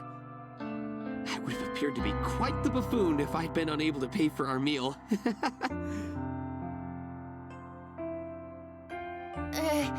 Yeah, I suppose so. Hey, how are things anyway? Things with Tomoe are great. We are truly in love. Well, okay, not exactly what I meant, but how are things here? I mean, what happened with Kotomi and... Ah, that whole kerfuffle. Can you believe Miss Ida is dead now? Is it wrong of me to say that I'm happy she's dead? Is that an awful thing to admit? I gently shake my head, but I don't interrupt his train of thought. It's so bizarre. Especially considering our relationship and how determined she was to end my career. It bothers me that Shinya is still referring to the conflict between himself and Kotomi as a relationship. But it would seem that she was the only one with animosity toward me. As such, the other executives said I'm welcome to work here as long as I like. In fact, they were even generous enough to give me a small salary raise. Wow! That's great, Shinya. I'm really happy for you. Thank you. Lucky bastard. It truly was a struggle there for a little while. I get it. I get why they gave him a raise. I would too. Before my brain can even register what I'm saying, the following words tumble out of my mouth. Do you want to talk about it? Noriko, I know that I haven't been as open with you as I should have been. Maybe talking about it will help me put the whole thing behind me. I bite my tongue as I try to think of a way to back out of the situation. Oh. You know, if you're uncomfortable talking to me, maybe Tomoe can help? My objection is met with a smile. Looks like I'm in too deep now. Tomoe means well. She really does. But whenever I bring up the subject, she becomes visibly angry. Understandably so. Many a death threat against Miss Ida has been made aloud. I wouldn't be all too surprised if Tomoe was the one who killed her. There certainly is a motive there, after all. So you don't know who killed Kotomi? I don't even think the police know that much. Father showed me the photos of the crime scene. Chances are that whoever did kill her was also killed in return. Though, as abusive as she was toward me, I never took her as the type to instigate a mass murder. She was an angry person, yes, but that seemed to stem from a lack of fulfillment. It's quite late, but I can't sleep. That sucks. I know that feeling. I hope you can find some rest soon, man. And I think that's the reason she made her advances on me. Shinya, I really am sorry. I'm so sorry that you had to go through such a traumatic experience. I thought I was going to lose everything. My job, my relationship. Miss Ida threatened to steal it all away from me. Just so she could experience some form of power, some small manner of pleasure. I think it was only like the prologue and 2 acts, I think it was. It's not very long. As far as I know, it's like halfway done or so, maybe more. Why do people do those things, Noriko? What joy is there even to be found in... Take my time to consider my reply.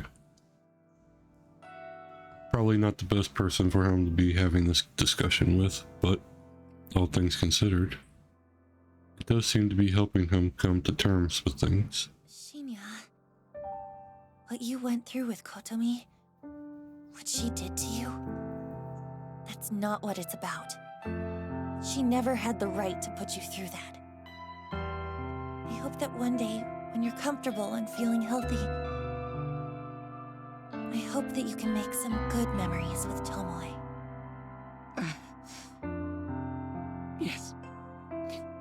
I hope so. Thank you, Noriko. Don't mention it. Don't know if my words were the right ones. What right do I have to talk about what he went through? I can only hope that I managed to bring him some sort of comfort. I better grab my wallet and get going. Don't want to keep Tomoe waiting. Say, would you like to join us, Noriko? Are you hungry at all? Oh, I don't want to intrude on your romantic evening. It's no trouble, really. I tried that link that you sent me, but I couldn't copy it, unfortunately. I gotta figure it out on my own. Maybe next time. I have some things I need to do tonight. Yeah, I saw you had like 200 plus emotes, and I was like, oh, alright, that'd be cool. But there is nothing I could do with it. I was like, alright, well, I'm gonna have to figure this out. Okay, no problem. Well, see you later. Shinya takes off towards his desk. I breathe a sigh of relief as I hoist my handbag up from the ground, feeling the reassuring weight of my newly acquired burner phones. Adding individually, ooh, fun, fun. Enter the elevator and it gives a polite wave to Shinya as the door closed.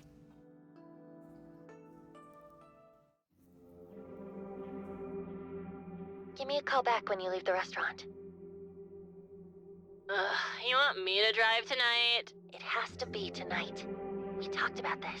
But Please. Kojiro is on standby as well. fine. Not like I've been dying to bring Shinya back to my place or nothing. Don't push Shinya. Let him tell you when he's ready. Yeah, I know. Look, I'll probably be out of the restaurant in an hour. Is that cool? She's ready. Like, I've been waiting to get so. Yes. Thanks. Whoa. What just happened? I accidentally... where's the log? No. Probably be on an hour. Alright. Bye. Tomoe hangs up. I look down the street, my gaze aiming directly at the restaurant Tomoe is currently seated at with Shinya. I'll need to kill an hour around here, but what is there to do? Not exactly keen on the idea of window shopping. I don't even want to be here. But standing in one spot as dozens of people walk by is really nerve-wracking. Could go visit Aoi at the maid cafe, but then I'd have to pay the table charge to enter. And it'd probably be pretty weird to be served by girls in maid costumes. Not really my thing. As I glance around, I notice a 24-hour manga cafe at the end of the street. That could actually be perfect. I could rent a quiet space for a few hundred yen and just read a book until it's time to go. No one there to bother me. In fact, the only person I'd need to speak to is the attendant at the counter. With my mind made up, I hurry along to the manga cafe. Pretty late. Come on, you're a night owl. What are you complaining about? Just making chit-chat. Well, instead of talking, how about you hold that flashlight still? I can't see what I'm doing with you waving it around. Yes, ma'am. I'm nearly done anyway. Fucking Yuriko. Look at the way he is This sitting. wouldn't be so Yes. difficult if Hey, haircuts in every single photo on her profile. appreciate you, did. Ever wanted to stretch the hell out of your friends?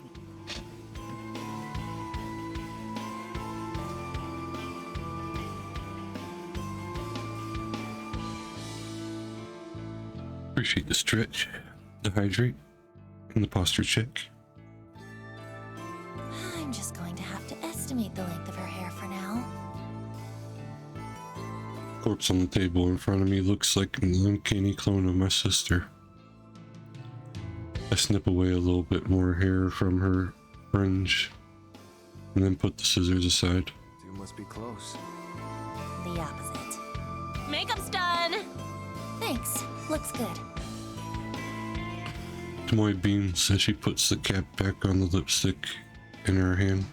I think we're done. Can you zip up the bag? I really need to wash my hands. You got it, boss. I step away from the corpse and plunge my hands into the ice-cold bucket of water on the factory floor. I have to admit that we've come pretty good at this whole thing. In just a week or so, we managed to refine our art and synchronize our duties. Okay. Load her in the van. I'm going to send the corpse photo now. You sure about this? You think she's gonna be awake this time of night? I'm positive. This is the best time to do it. According to her noise feed, Noriko Kurosawa is currently attending a massive party. I'm sure the venue will be packed to the brim with her scumbag friends. She's been posting about it for days.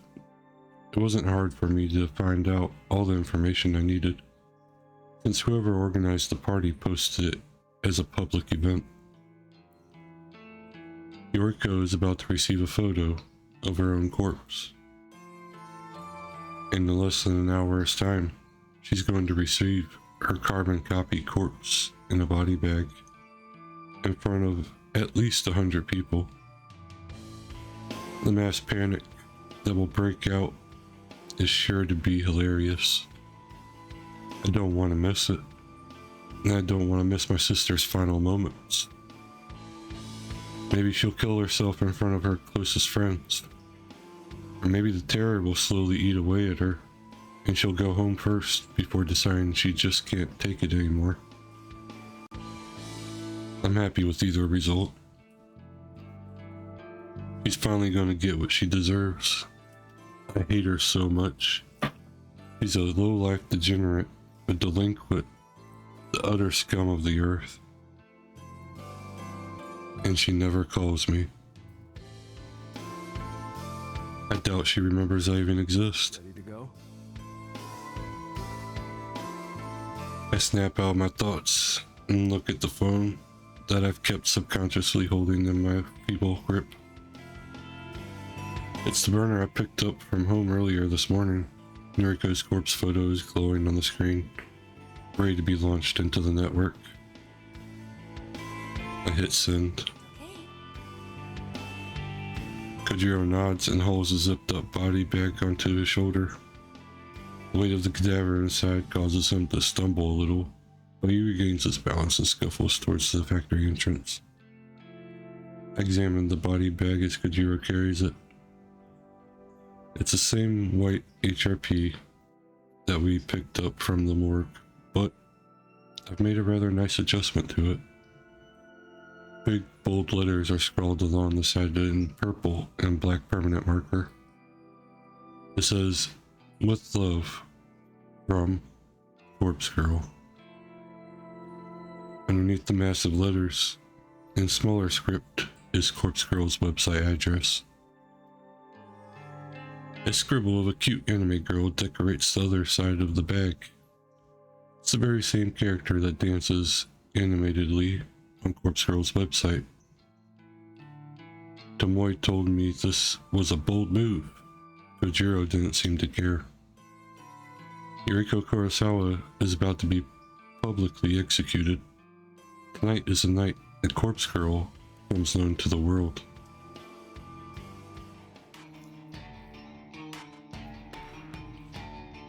This is the quietest house party I've ever witnessed. I only managed to catch a glimpse of it before Kojiro shields my eyes with his ice-cold hand. I want to object to him censoring my vision, but the smell of blood causes me to slump against his shoulder and resort to whimpering quietly as he places me gently on the ground. The vision of the house party from hell is still vivid behind my closed eyelids. It's not like I've been to many house parties in my life. In fact, when I really think about it, I don't think I've ever been to a single one before this moment. But I've seen them on television. I've seen them in movies. They're always loud. Music is blasting. People are dancing, drinking, making out. The scene I witnessed doesn't look like that, like any of that. I'm pretty sure dead bodies don't line the floor at a regular house party. Pretty sure trails of blood aren't on the guest list. This party is weird. The walls are slashed. There's broken glass everywhere. Specks of blood are dotted across the furniture. Someone in the next room is sobbing quietly. Someone above, perhaps, is inside the ceiling, is groaning. Kojiro is sitting next to me now. I can imagine a bored expression hovering over his features. He still has his hand over my eyes. He taps the finger of his other hand against the body bag beside me. His digits drum out a rhythmic beat upon Yuriko Kurosawa's clone, still zipped up and sealed inside her temporary coffin. I think Tomoe is still in the van. He said something about not wanting to get messed up. Never planned on entering this party, but Kojiro dragged the body inside, then returned shortly after and told me I should come take a look. So here I am. Here I am, blinded by Kojiro's misguided attempt to protect me from the carnage I willingly unleashed. I asked him if he killed all the people here. He said no. I suppose I believe him. I managed to squint through a gap in Kojiro's fingers momentarily. The blurred shapes of 4 or 5 bodies are on the floor in front of us. There's a stray arm lying limply on a chair that currently unaccounted for. Kojiro presses down firmly against my face and my vision darkens once more.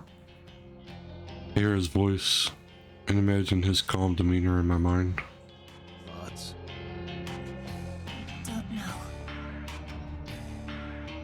I haven't managed to sort my head out just yet. Sister's over there. Well, a corpse that looks like her, at any rate. Give me a second. Okay. Kojiro releases his grip from my face. I stand, a tiptoe forward, stumbling thanks to my still blurry eyes. I can make out the shape of a sofa close to the wall, and I approach it carefully.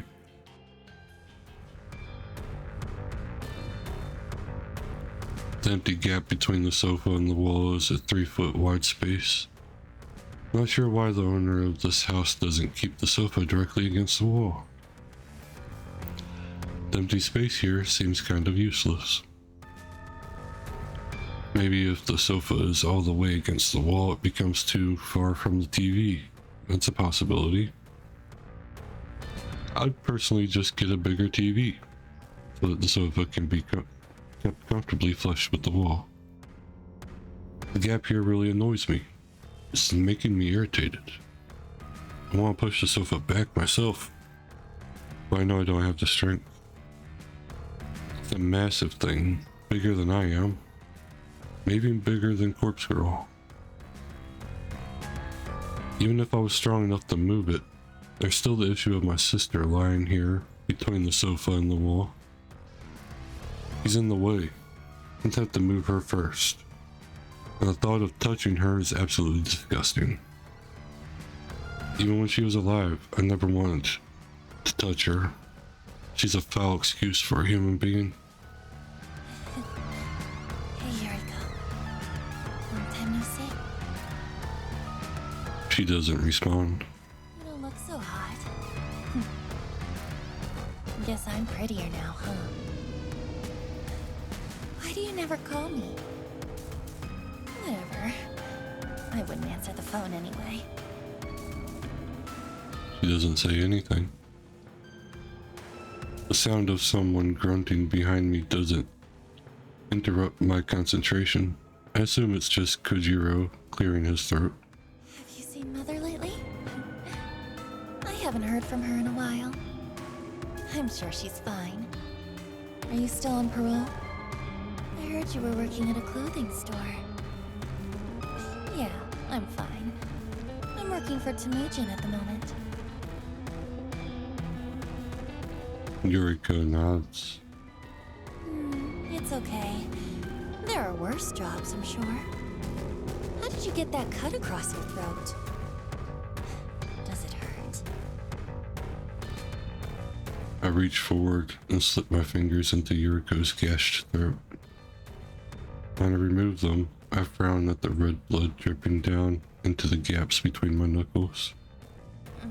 That's disgusting. Remember when you bandaged me up after I busted my knee? You said Mother would be mad if she found out that you hurt me. So you tried your best to fix me up before she got home. She found out, though.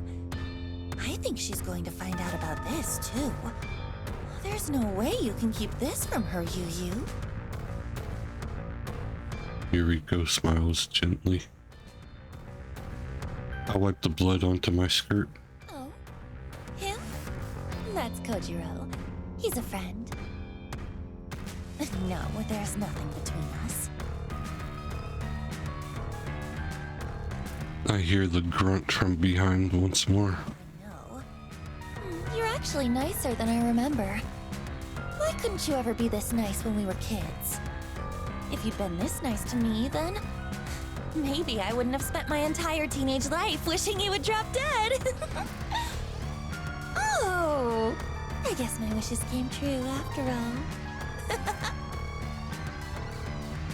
Yuriko laughs along with me.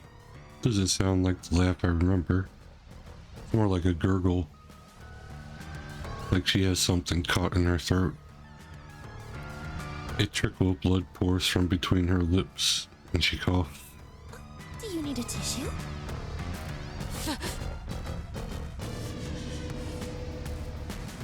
Here. I unzip my handbag and retrieve a tissue, and hand it to Yuriko. She tilts her head and sprays the rest of the blood from her mouth. Noriko! Okay. I gotta go. Say hi to Father for me, okay? I leave Yuriko behind.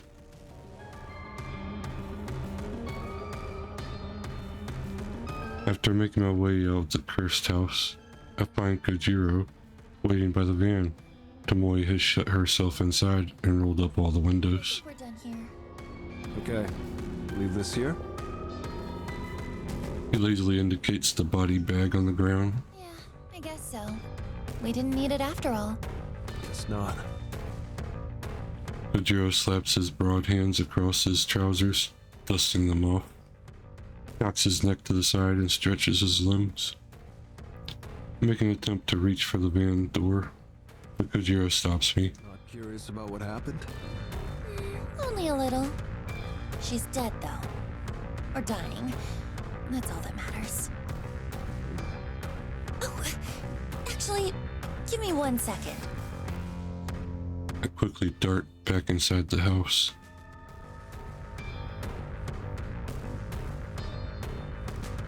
I'll weave across the room and duck behind the sofa once more. Yuriko is silent and unmoving.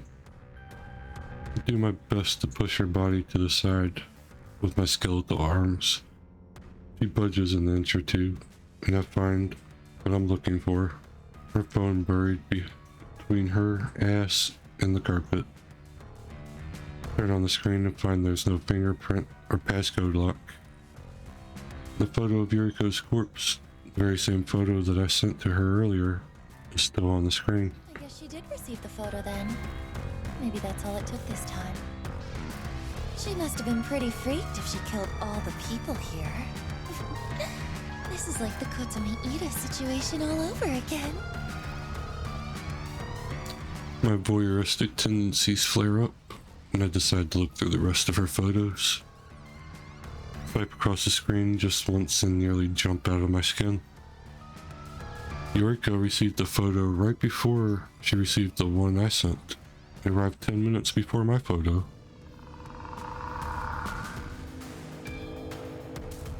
It's another image of a corpse. Another photo depicting her death, but it's completely different than the one I crafted. What the fuck? Someone else sent Yuriko Kurosawa a photo of her own corpse only 10 minutes before I did. Yuriko received a corpse photo from somebody else. What is going on? I examined the photo in detail. It's well made, just like my own work. If I didn't know any better, it'd be easy to assume that I made this. But what stands out the most is the writing on the bottom of the image. It simply says, "Stab Shuji at the party." Stab Shuji at the party. Who the hell is Shuji? Is he here? Is he one of the dead bodies scattered around this accursed house? Quickly discard my thoughts of Shuji. A more important question has come to my attention. Is someone else crafting corpse photos and sending them to people? Does Corpse Girl have a copycat? An imitator? But why target Yuriko? Why target somebody whose death was requested through Corpse Girl's website? Can't process this right now. It's already past midnight and I'm utterly exhausted. I shove Yuriko's phone into my handbag and get the hell out of the house. Well, that's not smart. Taking evidence home with you. June 17th, Wednesday morning. Today is not a suitable day to go to the office. Today is not a suitable day to wake up and shower. Today is not a suitable day to force those tiny pills down my throat. Today is a day to lay in bed and rest my face on the pillow, caked with yesterday's makeup. I don't know what time it is, and don't really care. My phone has buzzed several times, but I simply don't have the energy to reach over and look at it. I want to just stay here and be warm and comfortable and not think about anything. I don't want to think about that house party last night, but I keep thinking about it.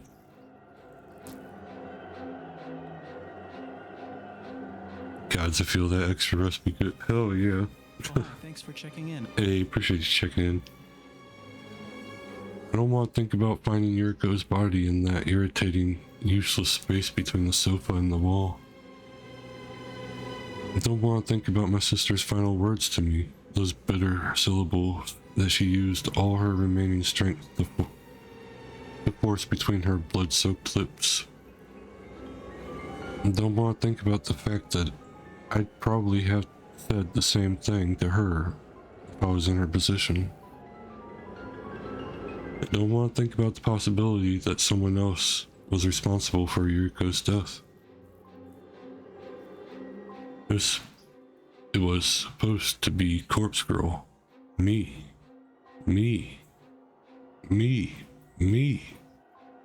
I was supposed to be responsible for my sister's death.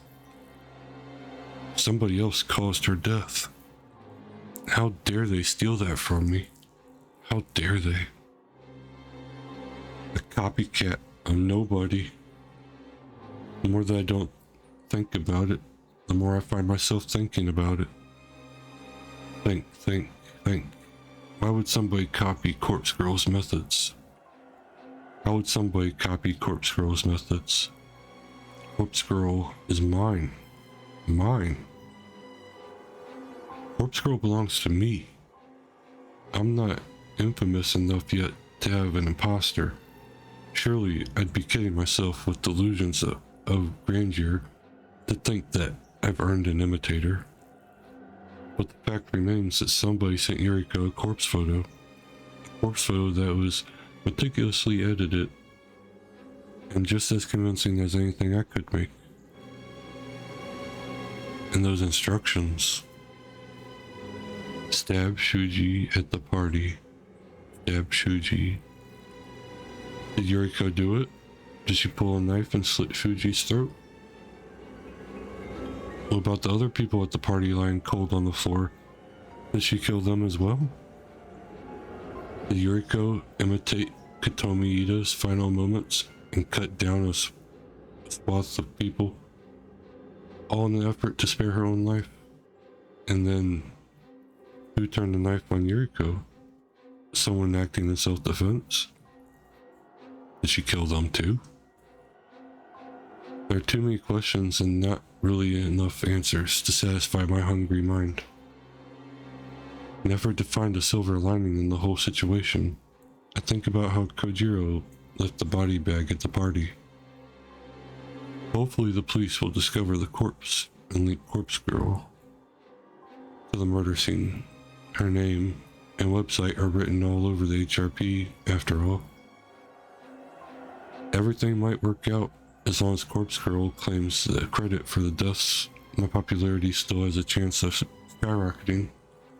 My website will be inundated with new requests. Requests from people begging for me or Corpse Girl to kill on their behalf. Yes, last night's slaughter may actually be the best thing that could have happened. I'll happily steal the credit to propel Corpse Girl's name into the stars. I roll over and bite my pillow until it soaks through with saliva and blood, and I scream until my lungs give out.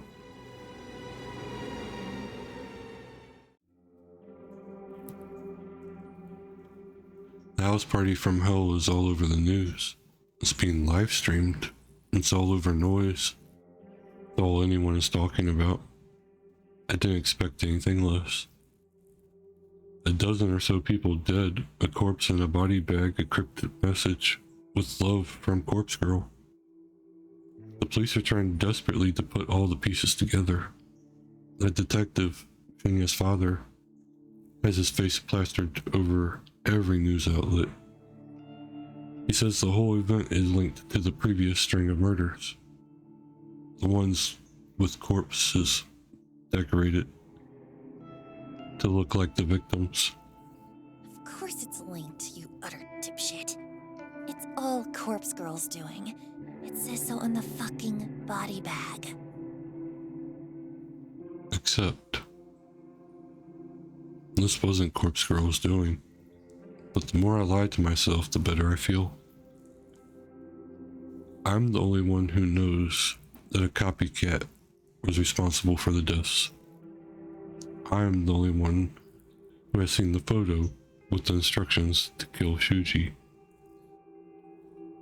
I've still got Yuriko's phone, that all-important piece of evidence that will surely serve me better than the police. According to various threads on Noise Channel, the police tried to redact the image of the body bag with Corpse Girl's website written on it, but once something is on the internet, it's pretty much impossible to remove. The fact that the police wanted it deleted only served to increase the speed at which the image spread. 1,000 posts around the web are all asking the same thing: who is Corpse Girl? Apparently, a lot of people are too scared to visit the website. They fear it might incriminate them, like the police are ready to knock down the door of anyone who visits the website. Yeah, right. But that reluctance, that hesitance, hasn't conquered the hearts of the truly curious. Corpse Girl's website has received over 1,000 visitors today. The overwhelming majority of IP addresses accessing the website are based in Tokyo. Even though the murders are known all over Japan, the news outlet in Tokyo are really having a field day with it. I expect most of the web traffic to be local. Expect it.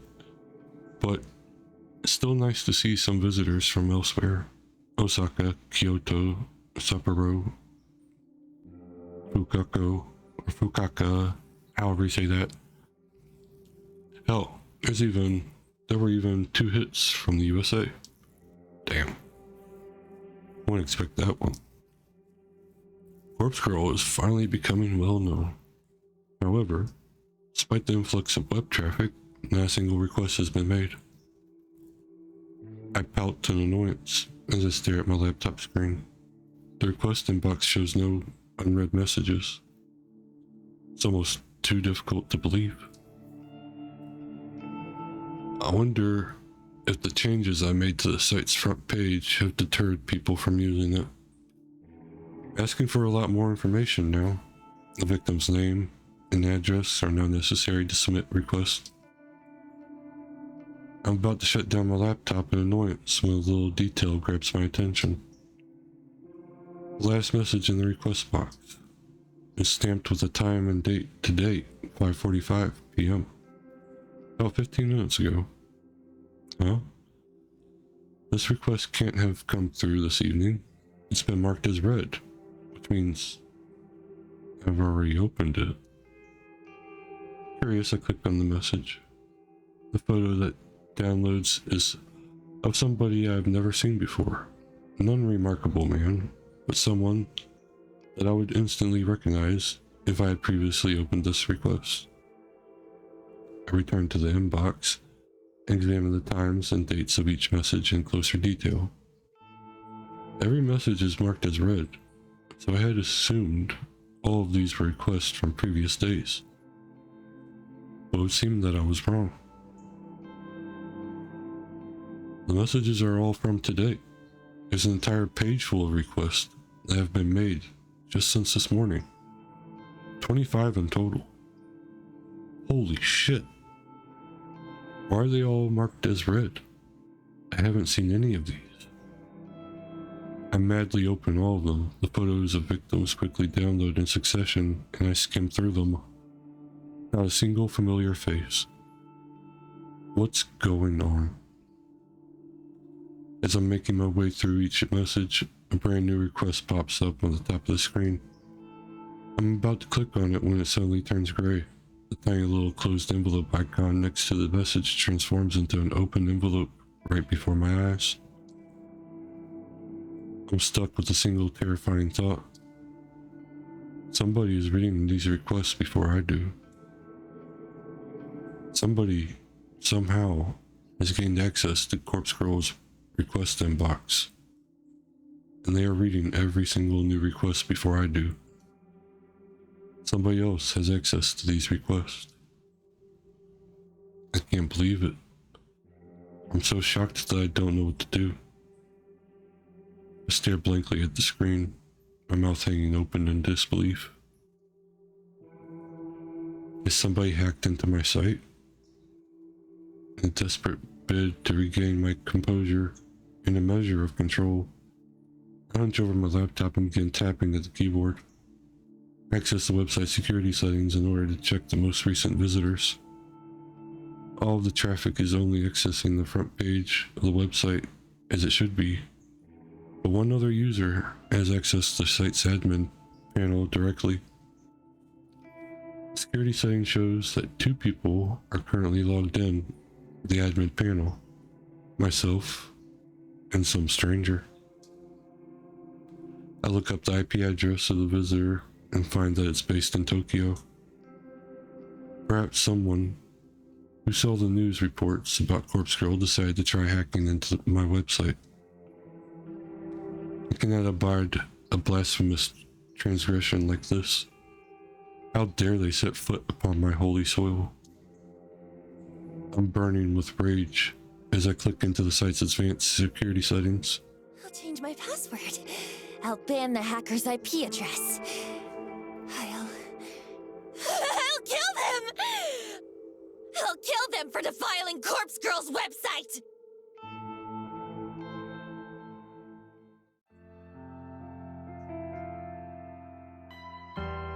June 18th, Thursday afternoon. You heard me. Yeah, so? Can't you track them down?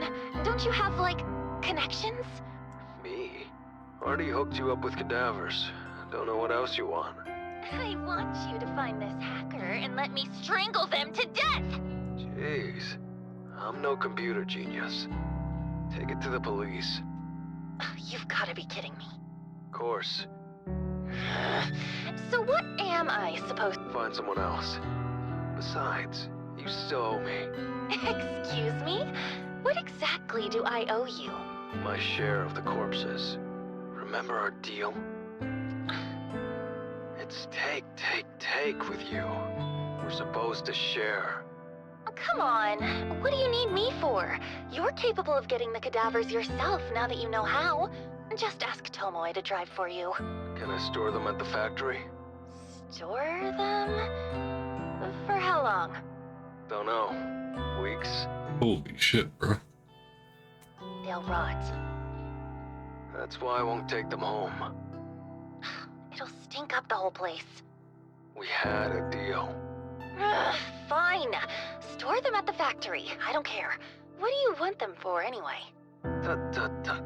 Not allowed to ask. Good luck with your hacker. Gotta go. Right. Thanks for nothing. Right. All good in the hood? Sure, whatever. I'm not in the mood for Tomoe right now. Just want to get back to work, get the day over with, and go home. Come on, cheer the fuck up. There's gotta be someone who can find that hacker. Well, I don't know anyone. Yeah, me neither. How many requests did you say there were? 70 when I looked this morning. 70?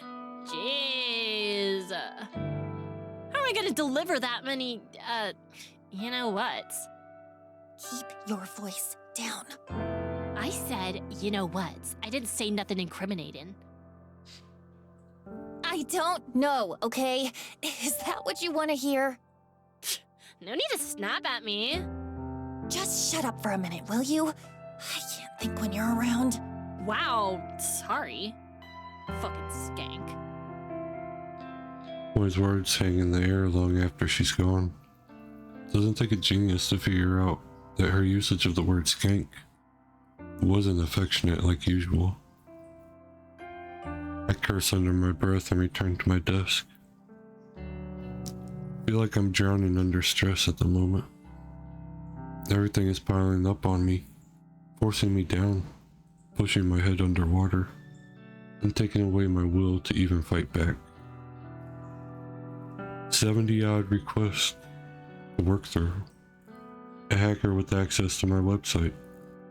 Even if I manage to block them temporarily, I'm sure they'll return. And then there's the copycat responsible for my sister's death. It's all becoming too much. Don't feel like I'm in control anymore. I don't feel like stoic, unflinching Noriko. I don't even feel like Corpse Girl. Poor, defiled Corpse Girl. With hackers prodding her and copycats mocking her. If I don't feel like Noriko, and I don't feel like Corpse Girl, then just who the fuck am I?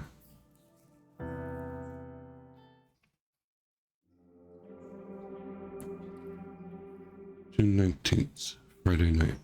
Thank you for meeting me after work. I hope you don't mind eating at this restaurant. Of course, it's no trouble. It's nice to see you. I feel like we only ever talk on the phone these days. Yeah. Is something troubling you? Not really sure why I asked Aoi to meet me. Part of me wants someone to talk to. I want to vent and unleash my frustrations. But another, deeper, darker part of me just wants to throw everything away and hold her in my arms. And let her tell me that everything will be okay. Noriko, you've got a weird look on your face. Sorry. You can talk to me. I'm kind of swamped at the moment. Do you ever get that feeling that you're drowning underneath the weight of everything? That no matter what you do, you'll never escape your situation? Mood. What am I saying? Of course you get it. You've been through so much shit. Noriko, we've both been through a lot. School wasn't easy for either of us. I know you better than anyone. I know everything about you. That's true. Mostly everything. Comforts me when I remember just how close Aoi and I used to be. But times have changed. I have changed. I might as well be a completely different person these days. There are things about me that Aoi doesn't know. Things that make up who I am. Who Corpse Girl is. I guess I'm just overwhelmed. Maybe I need a vacation. A vacation, huh? That does sound nice. Okay. Dream vacation destination. Go. Huh? Come on. We used to play this all the time. Don't think about it. Just tell me about your ideal getaway.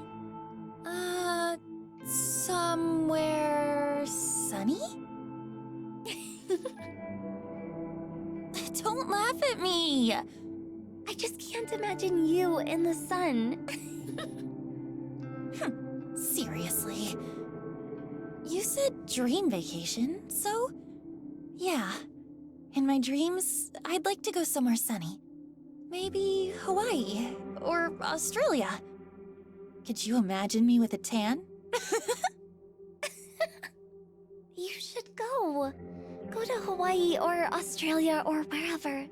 Do something good for yourself. Aoi. Come on.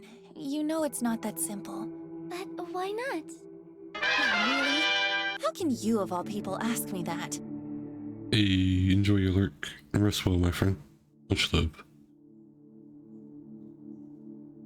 What's that supposed to mean? You can't even leave your apartment without checking that the light is off, or that the faucet isn't running. You need to check like 10 or 20 times. I'm aware. At least I can go out. Hey, I'm out right now, aren't I? Are you? Excuse me? Does a safe little place like this even count? How is this any different than your tiny apartment? It's completely different. I'm surrounded by people, and It's the same.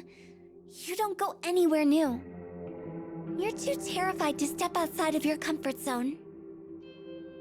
oh, come on. You can't talk. You couldn't even start working at the office with me because you were too anxious to leave your apartment. That's not fair. If I'm not certain about everything, then it's too hard to... Yeah, extreme OCD is a bitch to deal with. Why are we fighting? We both know what we're battling with, so... Why? I don't know. I'm sorry. I'm sorry too. We sit in an uncomfortable silence for a while. Every now and then Naui shuffles in her seat and checks her phone. I said some nasty things to her. Sometimes I talk before I can even think twice about what I'm saying. Aoi? Tell me about your dream vacation. Mine? I'd actually like to go somewhere colder. I like the cold. I like to wrap up in blankets and sip hot cocoa. Maybe a winter getaway to Switzerland or Norway. That doesn't sound half bad. There's something nice about snuggling up in the cold. Right? I'm glad you agree. You think we'll ever get away? I am certain we will. Maybe we could go somewhere together. Maybe. By the way, I wanted to tell you that I'll be leaving the maid cafe soon. Really? That's great! What does your manager think? She pauses before answering. Not sure if she's thinking or trying to build suspense. Or I think he's had a change of heart. He said I can do what I want. That's fantastic, Aoi. It's a relief, that's for sure. My last shift is tomorrow. After that, I'll finally be able to escape that one guy.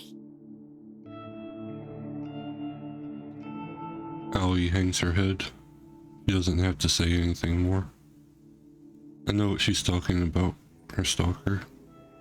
The disgusting guy that makes advances on her at work. Him said that it had to come to Aoi quitting her job in order to escape him, but the solution is a solution. What will you do for work? I'm sure something will come up. I have a bit of money tucked away, so I'm not too worried. And my boyfriend has a good job, so he can probably help out. Your boyfriend? I'm slightly shocked that Aoi dropped that negative information so casually. Since when has she been seeing somebody? She's never spoken of a boyfriend before. A sharp knife carved from jealousy pricks my heart, and I have to look away from her in order to hide the tears welling in my eyes. We've been together for a little while. His name is Junpei. He's great. Actually, he's going to pick me up in a little bit. Junpei. I hate him already. I hate the sound of his name. And I hate the stupid looking face that my imagination cooks up. Has he kissed Aoi? Has he touched her? Has he slept with my Aoi? I'll kill him. I'll fucking murder him in his sleep. I'm so happy for you. Thank you. Aoi Allie's phone vibrates against the table. She glances at the screen and lets out a tiny squeal. Oh, he's here now. I'll introduce you. Thanks. I cut myself off and ignore Allie's quizzical stare. Allie stands up and looks towards the door. She claps her hands in excitement and waves at a broad, bumbling man staggering toward our table. Hey, babe. Junpei, Junpei, Junpei, Junpei. Look at this guy. Look at his lustrous eyes, his drooling mouth, his disheveled clothes. Allie's dating this fucker? She could have had anyone she wanted. She could have had me. She could have had my gorgeous body. I would give myself to her anytime she wants. She picked Junpei over me. Is your friend? Yes. Junpei, this is Noriko. Sup? Hi. Aoi talks about you a lot. She does? Probably. We're going to go catch a movie. Would you like to join us, Noriko? Nah, babe, remember you said we were gonna... Junpei? It's fine. I've got stuff to do. Oh, okay. Maybe next time. Maybe. Well, see you. Lates. Bye. Allie grabs Junpei's arm and the two lumber away. I give up. I clearly can't compare with what Junpei has to offer her. I'm over her anyway. I had my chance in senior high school and I blew it. I've moved on. That was my conviction, right? I want her to so badly. But I'll just keep moving forward. I'll find someone else to fill the void until I can have her. I'm over her. I'm over all of this. Junpei isn't even worth killing. I don't have the time to waste on him anyway. I have something like 70 requests to work on. Don't have time to be relaxing here. I need to go home and work and fulfill Corpse Girl's ambitions. If I do that, maybe I can get over Aoi. And if Corpse Girl becomes famous enough, maybe Aoi will respect me and love me, and we can be together. And we can go to Hawaii, or Australia, or Switzerland, or Norway, and drink cocoa in the sun and snuggle up together to stay cold. And we can get over our fears and anxieties together, and we will always be happy, even if Junpei dies and Aoi wouldn't even care about it, and she could just kiss me on the beach, and we'd be so happy together. Everything would be so much better if Corpse Girl could get her shit together and just pull herself up from my mind and not drown in the endless thoughts of what if and who and why that circulate like draining mortar within my brain. Everything would be so much better if Aoi just loved me like I loved her. But for now, I'm over her. I have work to do.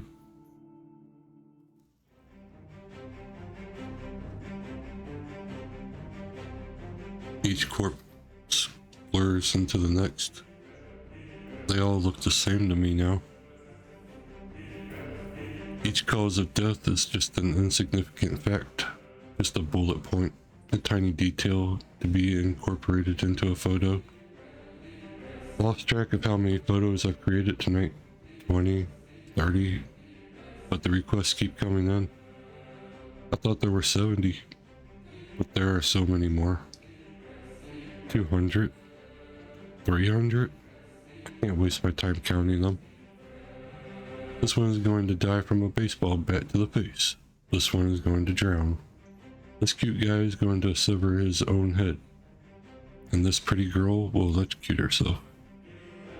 They're all going to leave beautiful corpses and beautiful photos. We'll have fun collecting corpses that look like these victims, me and Tomoe and Kojiro. We'll apply makeup to each corpse. We'll dress them up, and we'll zip them up in a cute little body bag and put a nice little ribbon on top and deliver them to our victims. And each one will die in turn and leave behind a beautiful corpse. Beautiful corpses all over Tokyo. Beautiful, beautiful, beautiful. Beautiful just like me. So slim and skeletal and perfect. So real. Each corpse will look just a little bit like me. Gorgeous. Kojiro called me gorgeous once. Aoi has never called me gorgeous. I don't have enough burner phones to send out all of these photos. I'll have to use each phone multiple times. Maybe I can send 10 photos from each phone before I dump it. That's a good idea. It will reduce the amount of work. We also won't have enough room in the van to collect so many corpses from the morgue. We'll have to make a few trips, back and forth, from the morgue to the factory to the morgue. I wonder how many bodies we can fit inside at once. 5, 10, 15. We stack them all on top of each other. I wonder if I could squeeze in between them instead of sitting in the passenger seat. I'm pretty small. I'm pretty skinny. I could probably zip myself up in a body bag, hide myself amongst the cadavers, and pop out and scare Kojiro when he opens up the van to unload them. Boo! Haha, gotcha, Kojiro. Bet you didn't know I was in there with the corpses? That I look just like them, don't I? Can you unzip a body bag from the inside? I'll have to try it out. I can imagine Kojiro's shocked expression when I pop out, like a naked singer bursting out of a birthday cake. Maybe I could strip down before I get into the body bag. I bet he'd like that. I bet he'd like to see me slide out of a body bag completely bare, with my pale skin and my bony arms and my scrawny legs. His eyes would pop out of his skull when he looks at my prominent rib cage and my hips and my tiny flat breast. He'd probably think about it every night before he goes to sleep and fantasize about me and my perfect body, and he'd dream about cuddling up with me in the body bag and hiding between the cadavers in the van.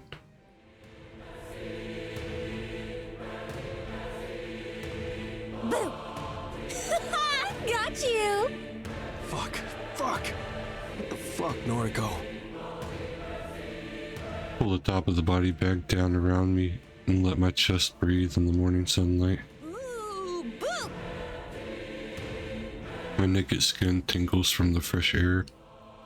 I don't think I've ever exposed this much skin to the sun. I giggle and watch Kojiro step back. Got you! You didn't know I was in here! I wrestle my arms free and make an L shape with my hand. Press it against my forehead. Kojiro's a loser! Kojiro didn't know I was in here! Na. I was wondering why you wouldn't answer your phone. You're naked. Boo! Climb in here with me! You okay? Climb in!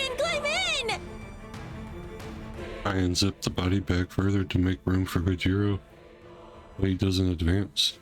He simply stands outside the van, staring at me in disbelief. One sec. He pulls his phone out of his pocket and presses it to his ear. Found her. Back of the van. Yeah, in an HRP. Okay. Kojiro hangs up the phone and puts his hand to his hip. Your clothes in here too? Dunno, but I'm very cold. Come warm me up. You're lucky we didn't leave the factory yet. These deliveries can wait. Go inside, get dressed.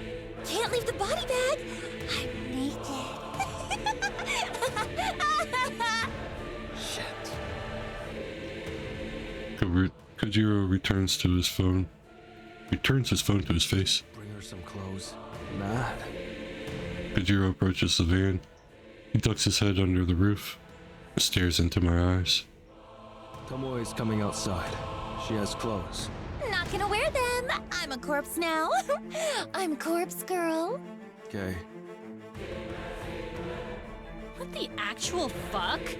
Noriko, put these on. Tomoe appears from nowhere and thrusts her hand out. In her fist is a shirt and a pair of tracksuit pants. But they don't belong to me. This is all I have with me. Take them. I reach out to grab the clothes, but then I push Tomoe's hand aside at the last second and send the garments flying out of the van. Little bitch. Look at me. I'm a corpse. I'm corpse girl. Get inside the body bag with me, Tomoe. I want to snuggle. Ain't no way in hell that's gonna happen. You finally cracked. I think this is serious. No way. You think? She's lost her mind. We gotta take her home. Yeah. Noriko, get out of the van. Sit in the passenger seat. No. Noriko, please. We're worried about you. We're gonna take you home. I don't have a home. I'm a corpse, remember? Take me to the morgue. Before my best corpse impression by sticking my tongue out of my mouth and rolling my eyes back. When nobody laughs, I decide to laugh for them.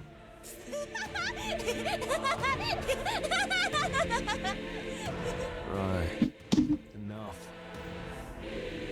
Kojiro climbs into the van and grabs my wrist. Let me go. He forces my arms into the body bag so they pinned by my side. I can't fight him off. He's far stronger than I'll ever be. He pulls up the zipper on the body bag until it completely envelops me. And then he pushes me backward so that I fall against a stack of cadavers. The van's door slams shut as soon as he climbs out. It's dark. I hear shuffling around outside and then the revving of the engine. We're going to the morgue. We're going to the morgue. I sing as loud as I can, but I don't think they can hear me. Morgue. Morgue. Going to the morgue. I laugh until I can't breathe, and then I decide to suffocate for a little bit.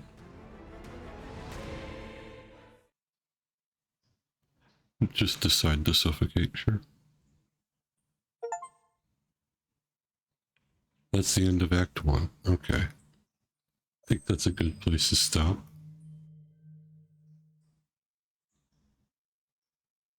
Act 2 is Kojiro. 1 month later.